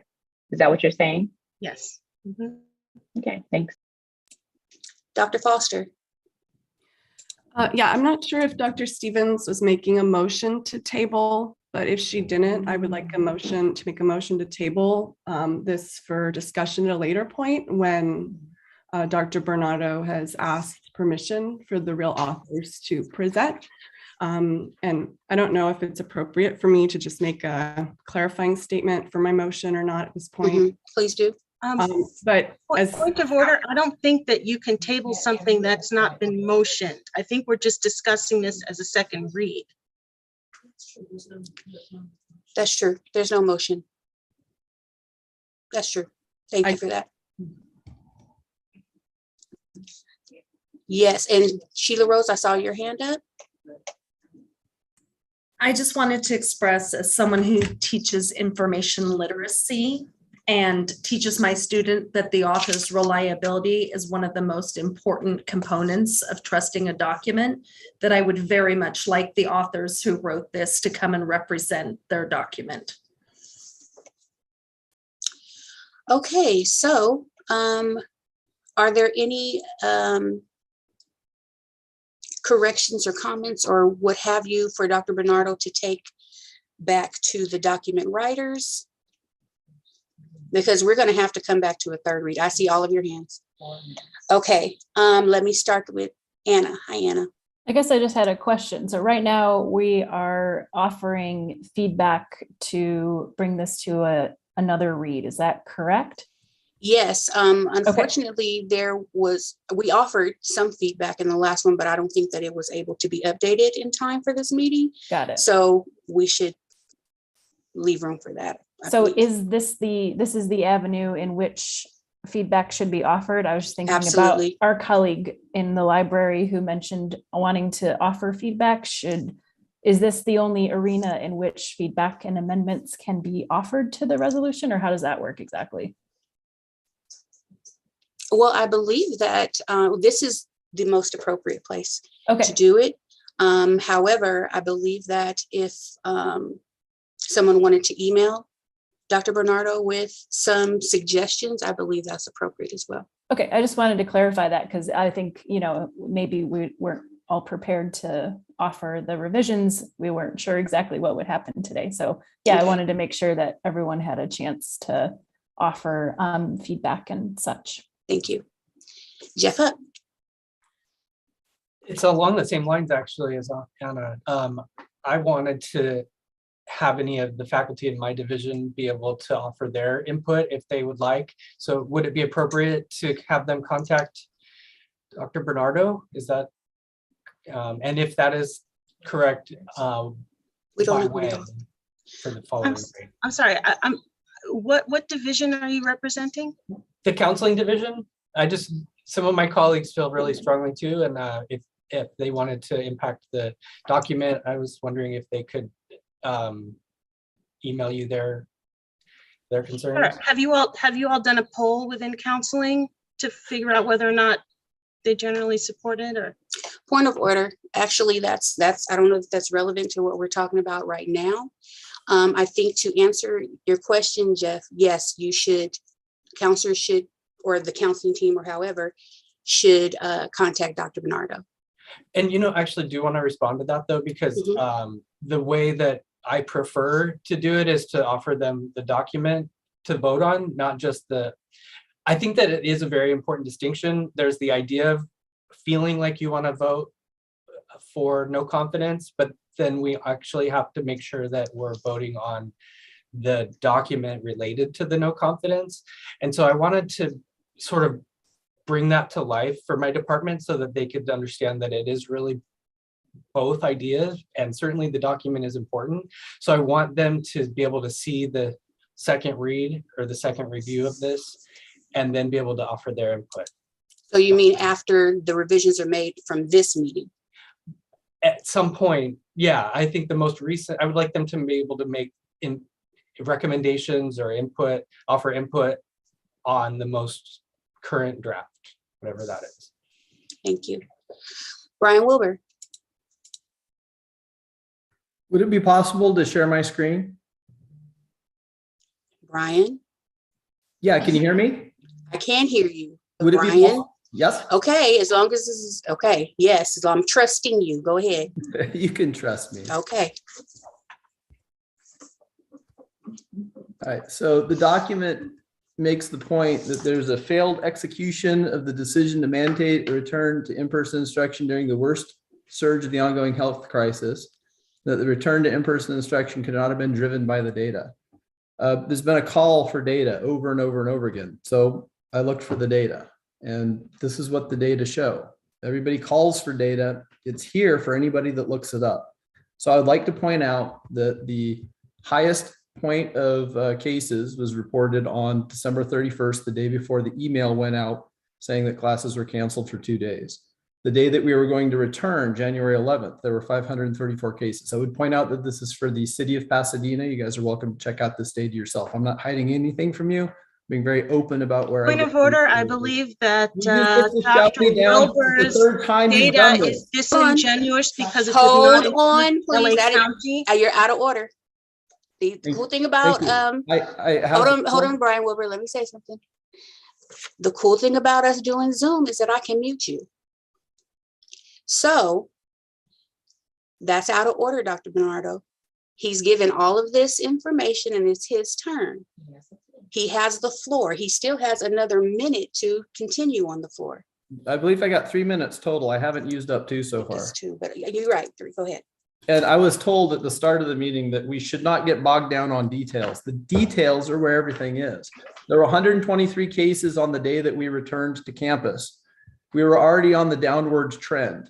Yesterday there were 11 cases. There were 52 cases when the PCCFA argued to come back. If you look at last year's data, which is what scientists do, we analyze data and we make rational predictions about future events based on the parameters of the data. It shows that in 2021, we had the exact same post-holiday surge and a slide into March, such that our highest peak was 253 cases on January 23rd. On the 24th, there were 45 cases. By the time we got to March 13th, a year ago today, there was 4.3 per 100,000. And this is data for the city of Pasadena. Again, I'm not hiding anything, this is there. The second premise is that this is unsafe for people to come back and that PCC should be providing the support needed to meet students' personal, academic, and career aspirations. I would point out that being back in person is in the best interest of students here on campus. I have data to support this as well. I'll be as quick as I can. Article in the European Economic Association, attending lectures live via streaming lowers achievement for low ability students and increases achievement for high ability ones. Well, all types of students in the study suffer decrements in performance online courses. Those with the strongest declines were males, younger students, Black students, and students with lower grade point averages. I'm including all of the links and all of the references. I encourage you to look into all of these. This is for California community colleges. On average, students have poor outcomes in online courses in terms of likelihood of course completion with a passing grade, and receiving an A or B. Students are more likely to repeat courses taken online, but are less likely to take new courses in the same subject following courses taken online. Last one that I'll share with you. We find that students' grades in follow-up courses can be expected to be nearly 1/12 of a grade point lower if the prerequisite course was taken online. Now, why do we keep pushing for distance education? An article from— You're at your time, sir. I'm sorry. All right, well, if I'm recognized, I'll bring up this last point. Thank you. Okay. Can you please stop sharing? Absolutely. Thank you. Okay, Anthony Francoso. Hi, yeah, Professor Wilbur, thanks for the data, right? That's really cool.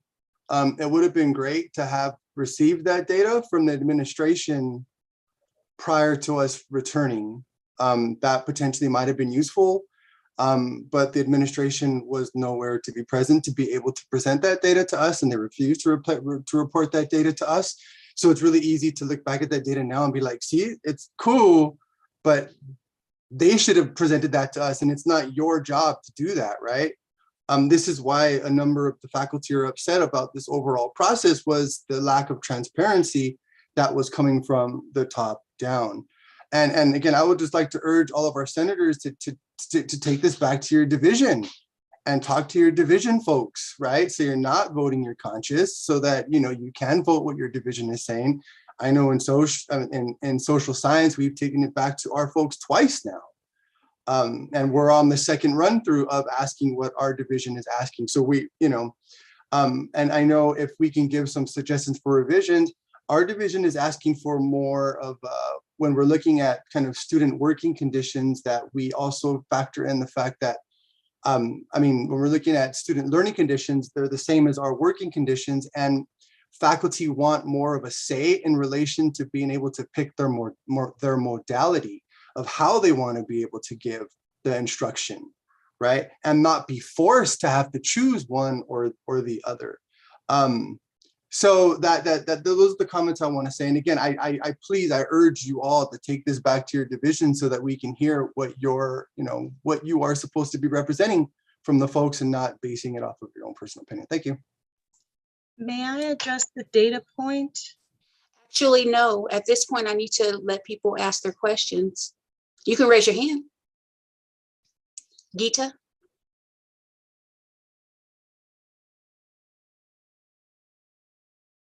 I've taken it to our teachers who report that their students don't want to come back. And our students are different at Foothill than students elsewhere. But I have only had one student who's wanted to go to campus in 2.5 years. Thank you. Dr. Foster. I think we have polled our faculty, and our faculty, being from STEM, they value evidence-based statements. And I think Brian is presenting this evidence in refutation of one of the whereases that cites data where no data is included in the document. So I said this at the last meeting, that I would recommend that there be a change to the document to include the data, or that vague reference to data be struck. I emailed Dr. Bernardo about this. She's asked for email feedback on other items that she's presented. She just told Senator Hupp that his faculty could email her directly to make changes, but she told me that she was not in a position to make changes to the document since she had not written it. So I'm just wondering why the rules are changing depending on who is making a suggestion. Can I respond to that? Absolutely. Yes, I believe that when Professor Hupp was talking about that, our President, Dr. Lopez, was suggesting that people could email me. I didn't actually say that, but if that is the way that people would like to do that from now on, I'm offering it to the entire body, whereas you just emailed me individually, or with all the natural sciences reps. That was not considered at that time, but I would like to go ahead and address this data issue, which, it has been an issue. Am I able to screen share? You are, but please be aware you have about 2 minutes. Right. Okay. Here we go. We have LA Times. Okay. We have, even as Omicron plateaus, LA County officials recommend avoiding gatherings. That was written January 21st, 2022. The problem that I have always had with Pasadena Department of Health data is that they're only including data from Pasadena. They are not including data from LA County, which surrounds us. Okay, they're separate from and just including Pasadena data. And then it's separated by zip code as well. So if we go to LA Times tracking the coronavirus in LA County, well, look here, it says cumulative cases. So this is February. Maybe I need to enlarge this. February, okay? This is the start of February, and we were supposed to go back right before. Look at this skyrocket right during the time that we were just discussing coming back. This is LA County, okay? If we look at cases by day, here we go. This is February. This is, okay, a little bit before that. This is January. This is the end of January here. That's almost at the peak. Okay, this is deaths by day. Well, actually, that's on the other side, which is hit by the thing. But the hospitalizations were up, even though the deaths were not as bad as before. Now, I mean, this is the problem in Pasadena. It's separated by zip code. And so the Pasadena Department of Public Health data has been assuming that Omicron and COVID are going to stay within or without the borders of Pasadena proper city. Okay, and that makes absolutely no sense because this travels along, you know, across borders. Okay, Dr. Bernardo, your time is up. Thank you for sharing. Okay, Professor Walker. Just really quick, the discussion went back and forth a little bit about who to send the updates to. Dr. Bernardo, you mentioned that you didn't say that they should be sent to you, so who should we send updates to? Yes, as Dr. Lopez offered that, I'm going to be accepting that suggestion that people email me now. Thank you, Brian Wilbur. And I believe this may be your, well, I'm gonna check, but this may be your last time to talk. Go ahead. A second. Yes. The LA Times data and the LA data show the same thing. I just went to the same place and the curve was already on the downhill trend for the entire county of Los Angeles. I brought that up at the last meeting and it was disregarded. So that's why I picked up the Pasadena data. And I would also voice the same thing that Dr. Foster mentioned earlier. Dr. Lopez, you mentioned that we should bring our comments to the, well, at least to the faculty that is supporting this anonymous document. And I made comments and they were summarily disregarded. So yeah, the rules definitely changed. And regardless of what was just shown to us, the LA Times data and the LA COVID data show the exact same thing that the Pasadena data. They're larger because LA County is much bigger than just the city of Pasadena, but we're already on the downhill curve by the time we came back. If you want data support, the data support that we already came back after the curve and it shows that it was the right decision. I acknowledge what Dr. Francoso said. I can't speak to the way that the administration dealt with this, but I can speak to the fact that the choice was the right one. And if you want data support, then that disregards the primary tone of the entire document, which was again written anonymously. So I don't know who we can talk to about it. Thanks for the time. Thank you. Okay, so we thank you, Dr. Bernardo, for bringing this to us again. Again, if you have comments or you have concerns or there's things that you want to add, you want to suggest that she add to the document for a third read, please contact her by email. Okay, so we're going to move on with the agenda because we are way over time. Yes, Dr. Francoso. I'm so sorry. Just, is there a way to not have this solely rely on Dr. Bernardo and for the Academic Senate to pick this up and then the Academic Senate do the revisions as a Senate board? The Academic Senate, no, that's not what we do. If faculty members and her colleagues would like to help her, then that is completely up to her. She already has a group of anonymous people helping her, so she's not doing this alone. But if you would like to help her, then please do so. Thank you. No problem. Okay. So, Bobby, are you still here? I am here. Oh, thank you so much. And I apologize for the time. please present to us what you Of have? course, Thank you've had you. a very packed agenda. Thank you for Yes. putting me on your agenda today. I'm here to present just for the first time, the AP and BP 3821. And if I can do this properly, I wanted to see if I could share a screen here. And I don't think it's going to let me. So, but you do should be have able that to in your- share. You should be Yeah, able I to have- screen share. Yeah, I think it might be user error here on my part. Okay. So let me just talk to you about the highlights, just so you know. This has gone to the College Council and the Executive Committee, and I did have some really good feedback at that point. So this being a first read, I would love to get some feedback today. And then for the second read, I will make some adjustments to it because we've already gotten some really good feedback. Basically, this is for the AP, this is a complete revision of the current AP. The current AP for accepting art on campus was really focused primarily on the Boone Sculpture Garden.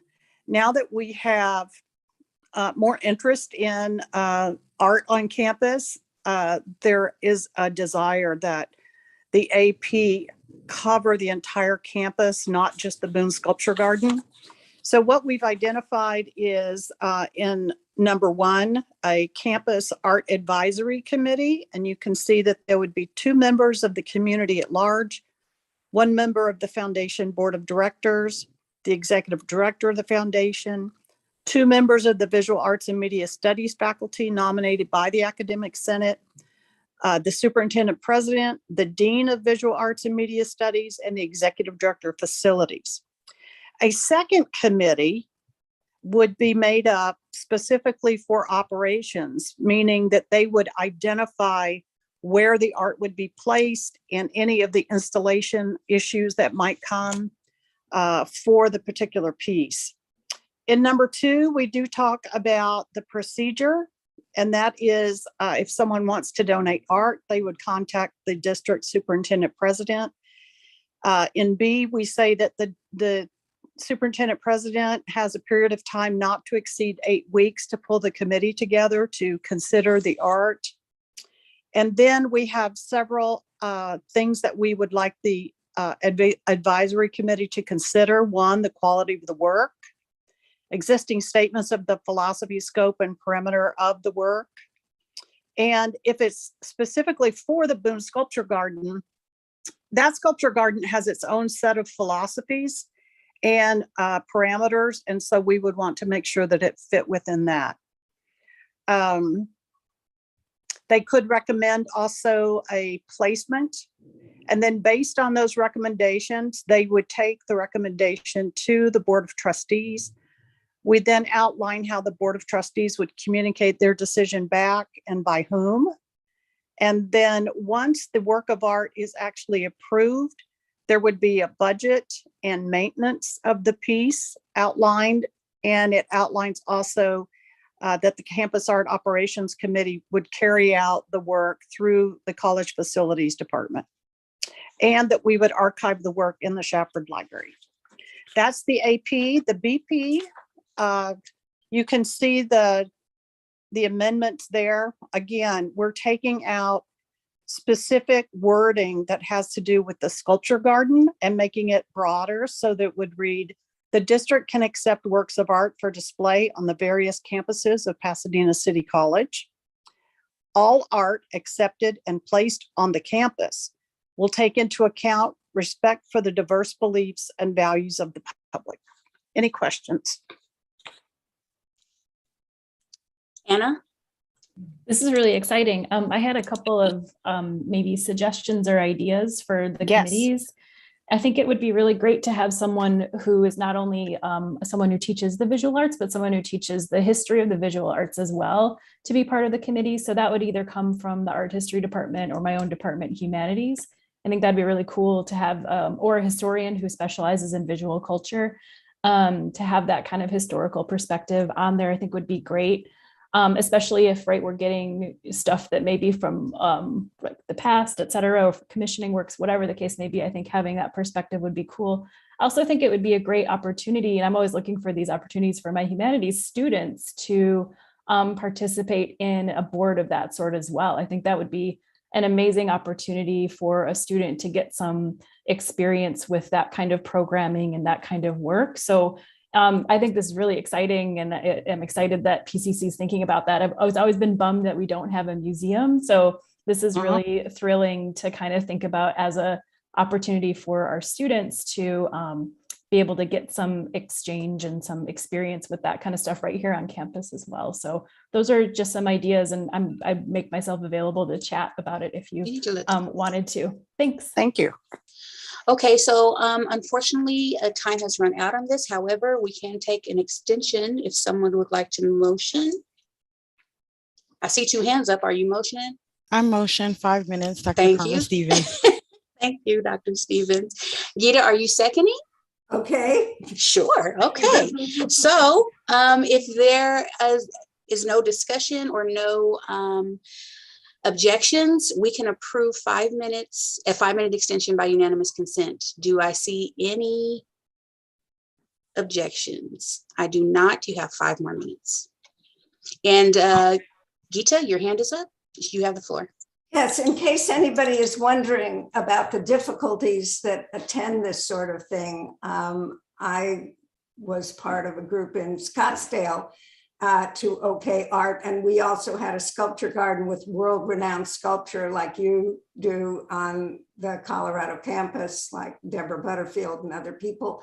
And the problems happen when wealthy people have a sculpture that they have done or acquired that they don't want, and they give it to the campus. They can take some money off, and it can be extremely kitschy and not fit in with anything else that you have. And that is where the problem occurs. And that is why Bobby is being so careful. Well, and I will tell you, you clearly know what you're talking about, because that very thing does happen. Thank you, Gita. Dr. Stevens. Hi, thank you. I wanted to echo what one of my colleagues shared. Unless I missed it, I would like to request that students are on this. And I heard you mention 2 community members, so I think it should be at least 2 students to represent, will be my recommendation. Then I have 2 other comments. The cultural component of this, I guess, who would be overlooking that? And could there be a policy, a review, a checklist that they have to go through just to look at that when they're selecting which art factors they'll accept? And then my third and final comment is just, if we have to discontinue somebody's art, let's say they do something that violates our campus, and I know you spoke a little bit about this last time, but I just want to touch on it a little bit more. If they do something that violates our campus culture and what we stand for, what would be the process for us to pull that artwork and move forward? Thank you so much. Yes, that is actually in a separate policy, not necessarily under art, but I can make sure that this is consistent with other policies where that is addressed. Thank you. Thank you. Are there any other questions or comments about this AP? This is a first read. Okay. Thank you, Robbie. We appreciate you for being here. Thank you, Dr. Lopez. Take care. Sorry, one more thing before you go, Robbie. Oh my God. One more thing. I'm just kidding. I'm totally kidding. I'm totally kidding. Go ahead. I just wanted to ask, Academic Senate came up with a anti-racist policy and statement. I wanted to know if that could be considered or looked at in some of the artwork that we're agreeing to accept, as far as the people who did the artwork, you know, what the artwork represents, just to make sure it's aligning with what we're moving the college towards. That's I just would my suggestion. very much like to look at that. When we talked about this in the college council, that was one of the issues that came up. I think Talene brought it up. I think Sheila Rose brought it up. So yes, I would very much like to see that and incorporate some of that language. Okay, Marcus. Hi, Bobby. Thank you so much for Hi. bringing this up. Sure. I would just like to ask that if there is student representation that goes through the proper body, which would be associated students, and then that nomination could be brought up to academic senate, as I feel like associated students would be the proper way to go through this. Thank you. Okay. And just a quick question to follow up on that. Does Mhm. Associated Students have a position for, like through the cross-cultural center of someone who, like a vice president of this area that would maybe have an ex officio reason for wanting to do this? Or would you recommend that this simply be someone nominated by the Associated Students? I would most likely recommend that it would be the vice president of student equity, as I feel like when we are putting up art, we would want to encompass various cultures, various viewpoints, and a diverse student body. And the role of the vice president of student equity is essentially that. So I think the person most appropriate for this position would be the vice president of student equity. But if the executive board finds someone else who has, actual like relevant historical knowledge regarding art or just experience in the field, I think that would be appropriate. Okay, wonderful. Thank you. Thank you. Great comments. I appreciate all of these. Okay, anyone else? Okay, and it just so happens time is up. Okay, so again, thank you, Bobby. Appreciate you for Thank staying you. in here so long. Okay, and there was an addition to the agenda, and that was the increasing adjunct faculty. That was made by Bevel. I'm going to ask that we table that to the next meeting. Is that okay, Bevel? Or you really, how strongly do you feel? Because we're pushing into the 6 o'clock hour. I would like to make the motion we're already here.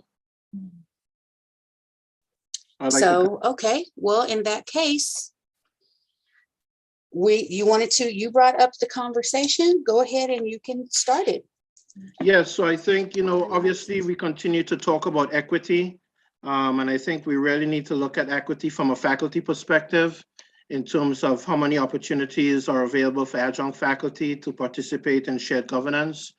So just to make it very quick, I think this is a move in the right direction. This shows the adjunct faculty that we are being inclusive and that we're inviting them to the table to make decisions on the campus. So with that said, I'd like to make a motion to increase the adjunct academic senators from currently 5 on the academic senate to 10 members. Is there a second?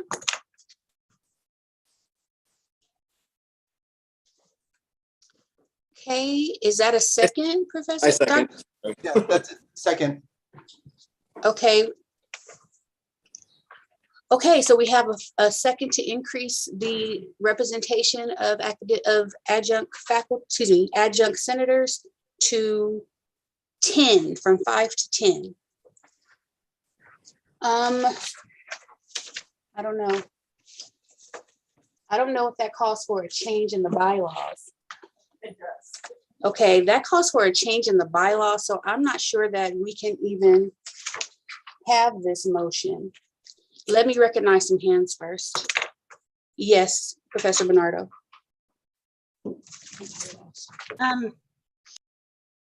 I think that was my question as well, because I thought that I saw it in the bylaws, but I'm not sure how that goes. Okay, Dr. Foster. Yeah, I just had a point of information. What is the rationale for 10? How do we arrive at that number? We're just thinking in terms of how much representation we have right now. I think we only have 5 out of maybe 30 senators. And if you look at the population of adjunct faculty on campus, if we had 800 compared to maybe 400 full-time faculty, I think it's only fair that we increase the representation of adjunct faculty on the academic senate. Jeff Hupp?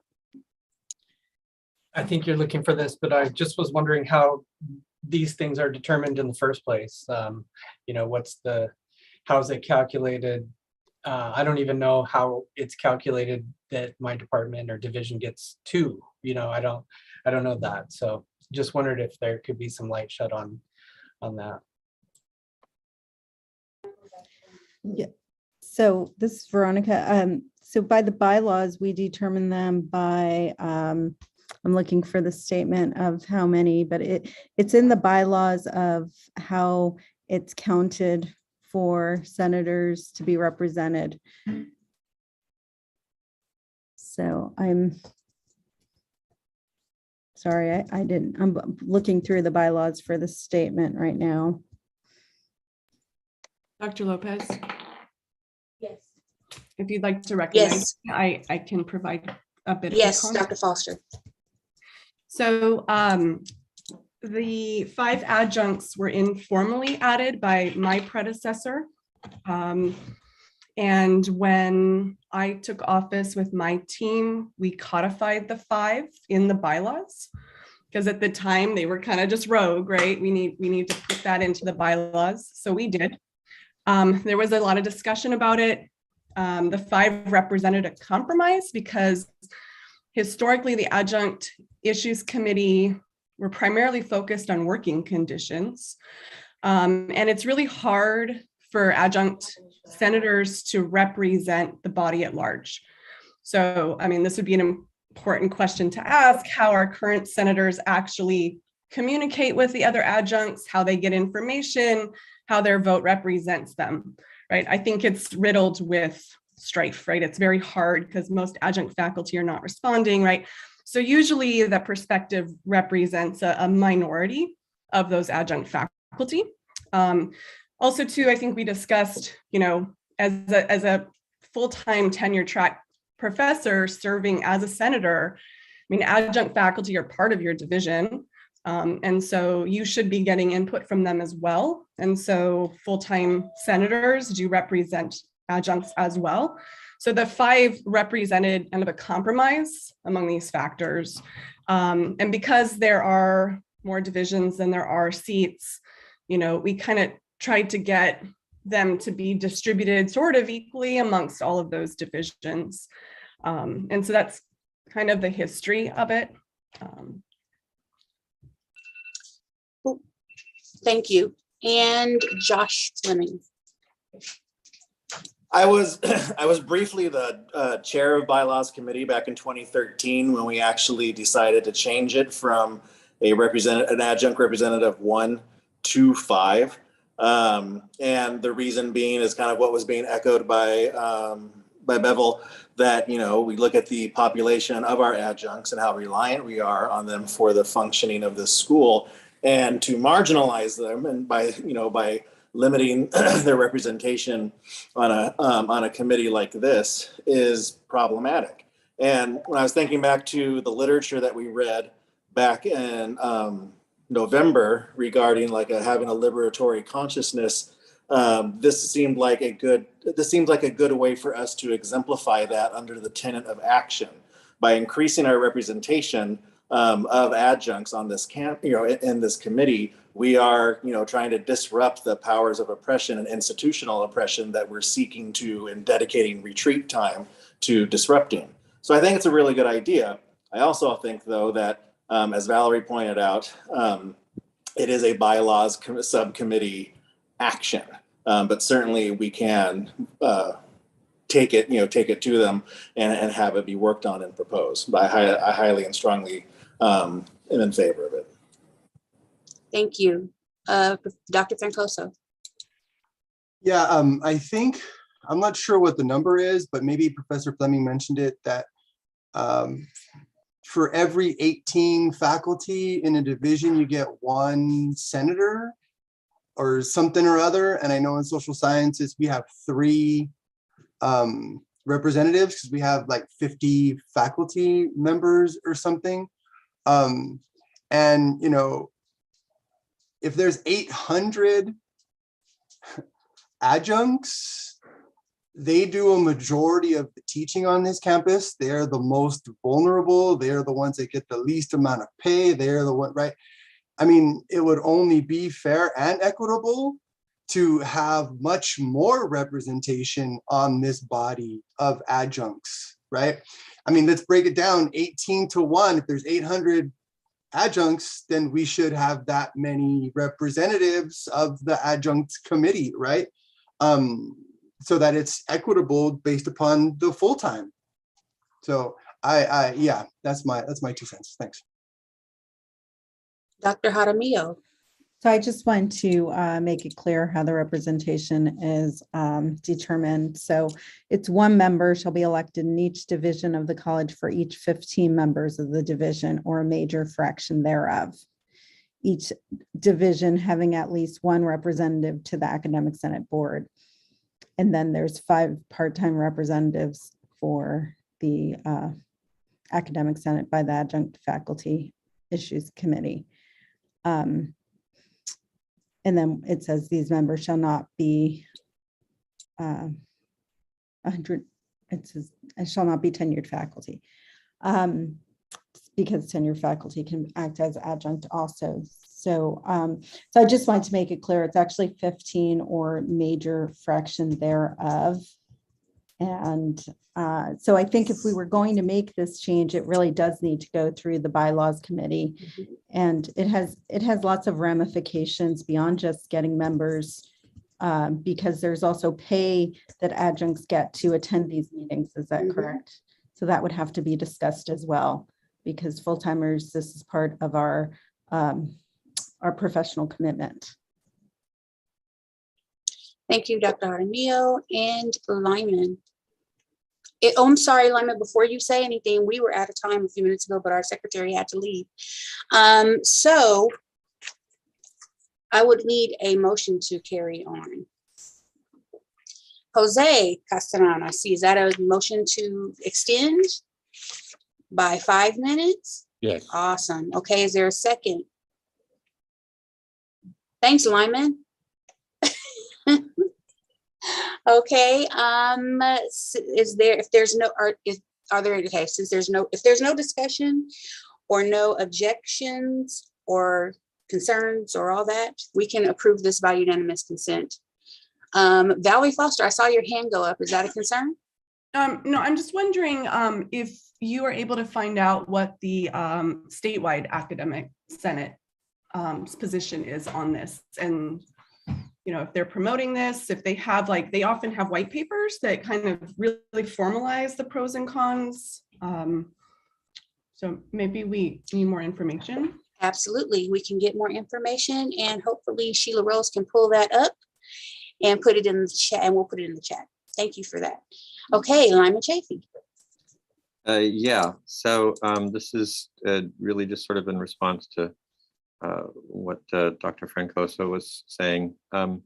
Yeah, there are more adjuncts than there are full-time faculty.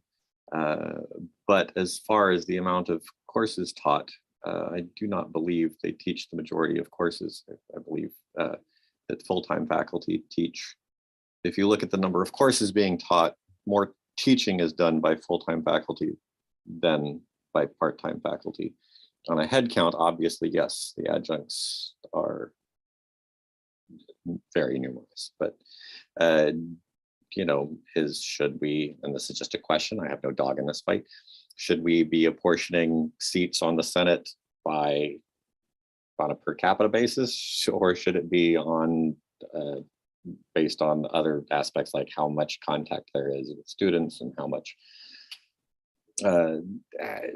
people are involved in campus and the ability to communicate with the people they're representing. So that's all.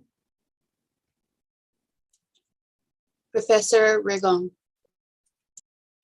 Thank you. My question was the 1 representative every 15 members. Are those full-time faculty or full-time faculty and adjunct faculty? Full-time faculty.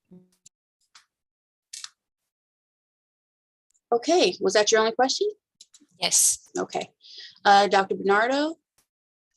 Hi, thank you. I believe someone asked about whether or not statewide, the ASCCC, what they're saying about adjunct faculty representation. I just kind of happen to have the handbook open, and it says they would like people to recruit part-time faculty. It says, Many local academic senates have devised strategies to increase the participation of their part-time faculty, and the sample constitutions and bylaws available on the Academic Senate website indicate how those senates formally give voice to their part-time colleagues, et cetera, et cetera. So there is something in there saying that they encourage it. Okay, thank you for that. Is there any other discussion? Yes, Lena. Professor Chafee, can you clarify the part that you shared about contact with students? I just want to make sure that we recognize that non-instructional faculty, we do teach, but 50% of our role and responsibility is instruction. And then the other percentage may be like operational, for example. So if we're going to consider, I'm not quite sure verbatim what you said about adjuncts like face-to-face providing service, but we do provide service, but maybe in a capacity beyond like, instructing. Absolutely. As having been an adjunct myself for a total of 7 years, I fully understand that. My point is that full-time faculty, by dint of teaching more courses, have more contact with students. If you teach 3 courses as opposed to say 1, or 4 courses as opposed to 1 or 2, then you are simply in contact with more students. That's, I think, mostly my point. Okay, I just don't want that to open up a can of worms like in the future regarding non-instructional faculty, because we are full-time and we're tenured, but we instruct 50%. So I just— Oh, I'm sorry, I misinterpreted your question. Yeah, I just want us to be mindful of the fact that non-instructional faculty have a different load. Absolutely, Okay. absolutely. Thank you. My apologies for misunderstanding you. Okay, and we are out of time on this issue. What we can do is we can move forward, and I can talk to the chair of the bylaws committee. But this is a bylaws issue. I'm not sure if this is something that we do here. We can have the discussion. I'm sorry, we can, hold on. I'm talking right now, Bevel. If we've had the discussion, we can continue the discussion at another meeting. But again, the decision or the policy is made within the bylaws. And I see you, Professor Ragone, you have your hand up. If it's on this subject, we need to move on. It was on this subject. Go ahead. On this subject, can I go ahead? On this subject? Yeah, it was on this subject. Yeah. We're out of time on that subject. I'm sorry. Okay, so moving forward on the agenda. Hooray. Yes. So what happens now? What happens now is that, one, we can talk to the bylaws committee, maybe have the chair come here and we can bring it up in another meeting. We can actually agendize it. And the recommendation has to come from the bylaws committee to the Senate to increase the membership? Yes, yes, absolutely. Okay, thank you. No problem. Okay, so the next thing on our agenda is adjournment. I'm sorry, I take that back. That's not true. Proposed future agenda items. Are there any proposed future agenda items? Okay, great. So any announcements? I don't have an announcement, but I would like to say thank you all for staying so late. First day back from spring break. You are rock stars. You are doing amazing work for our campus and for our students. And this was rich and robust conversation. And I appreciate you all for the work that you do as academic senators. And our guests stayed too. That's great. You guys rock. Sylvia, is this an announcement? Okay, then announce on. Yes, I want to invite everybody to come and see Caroline Castano. She's a Colombian American artist exhibitions that we have at the Center for the Art Galleries until April 1st. Awesome. It's Thank really you so wonderful. I really recommend everyone to see it. Awesome. Thank you so much for that, for telling us about that. And also tell your divisions as well. Okay, now I can, we can entertain a motion to adjourn. Is that your hand to adjourn? Oh. Tylene, motion to adjourn? Motion to adjourn. Do I have a second? Dr. Bernardo? Okay, if there are no objections, comments, questions, please don't. We can approve this by unanimous consent. Seeing none, have a great day. Thank you all so much. This was a lot. So thank you so much for your time and your patience. I really appreciate you. Have a great one. Great job facilitating today, Dr.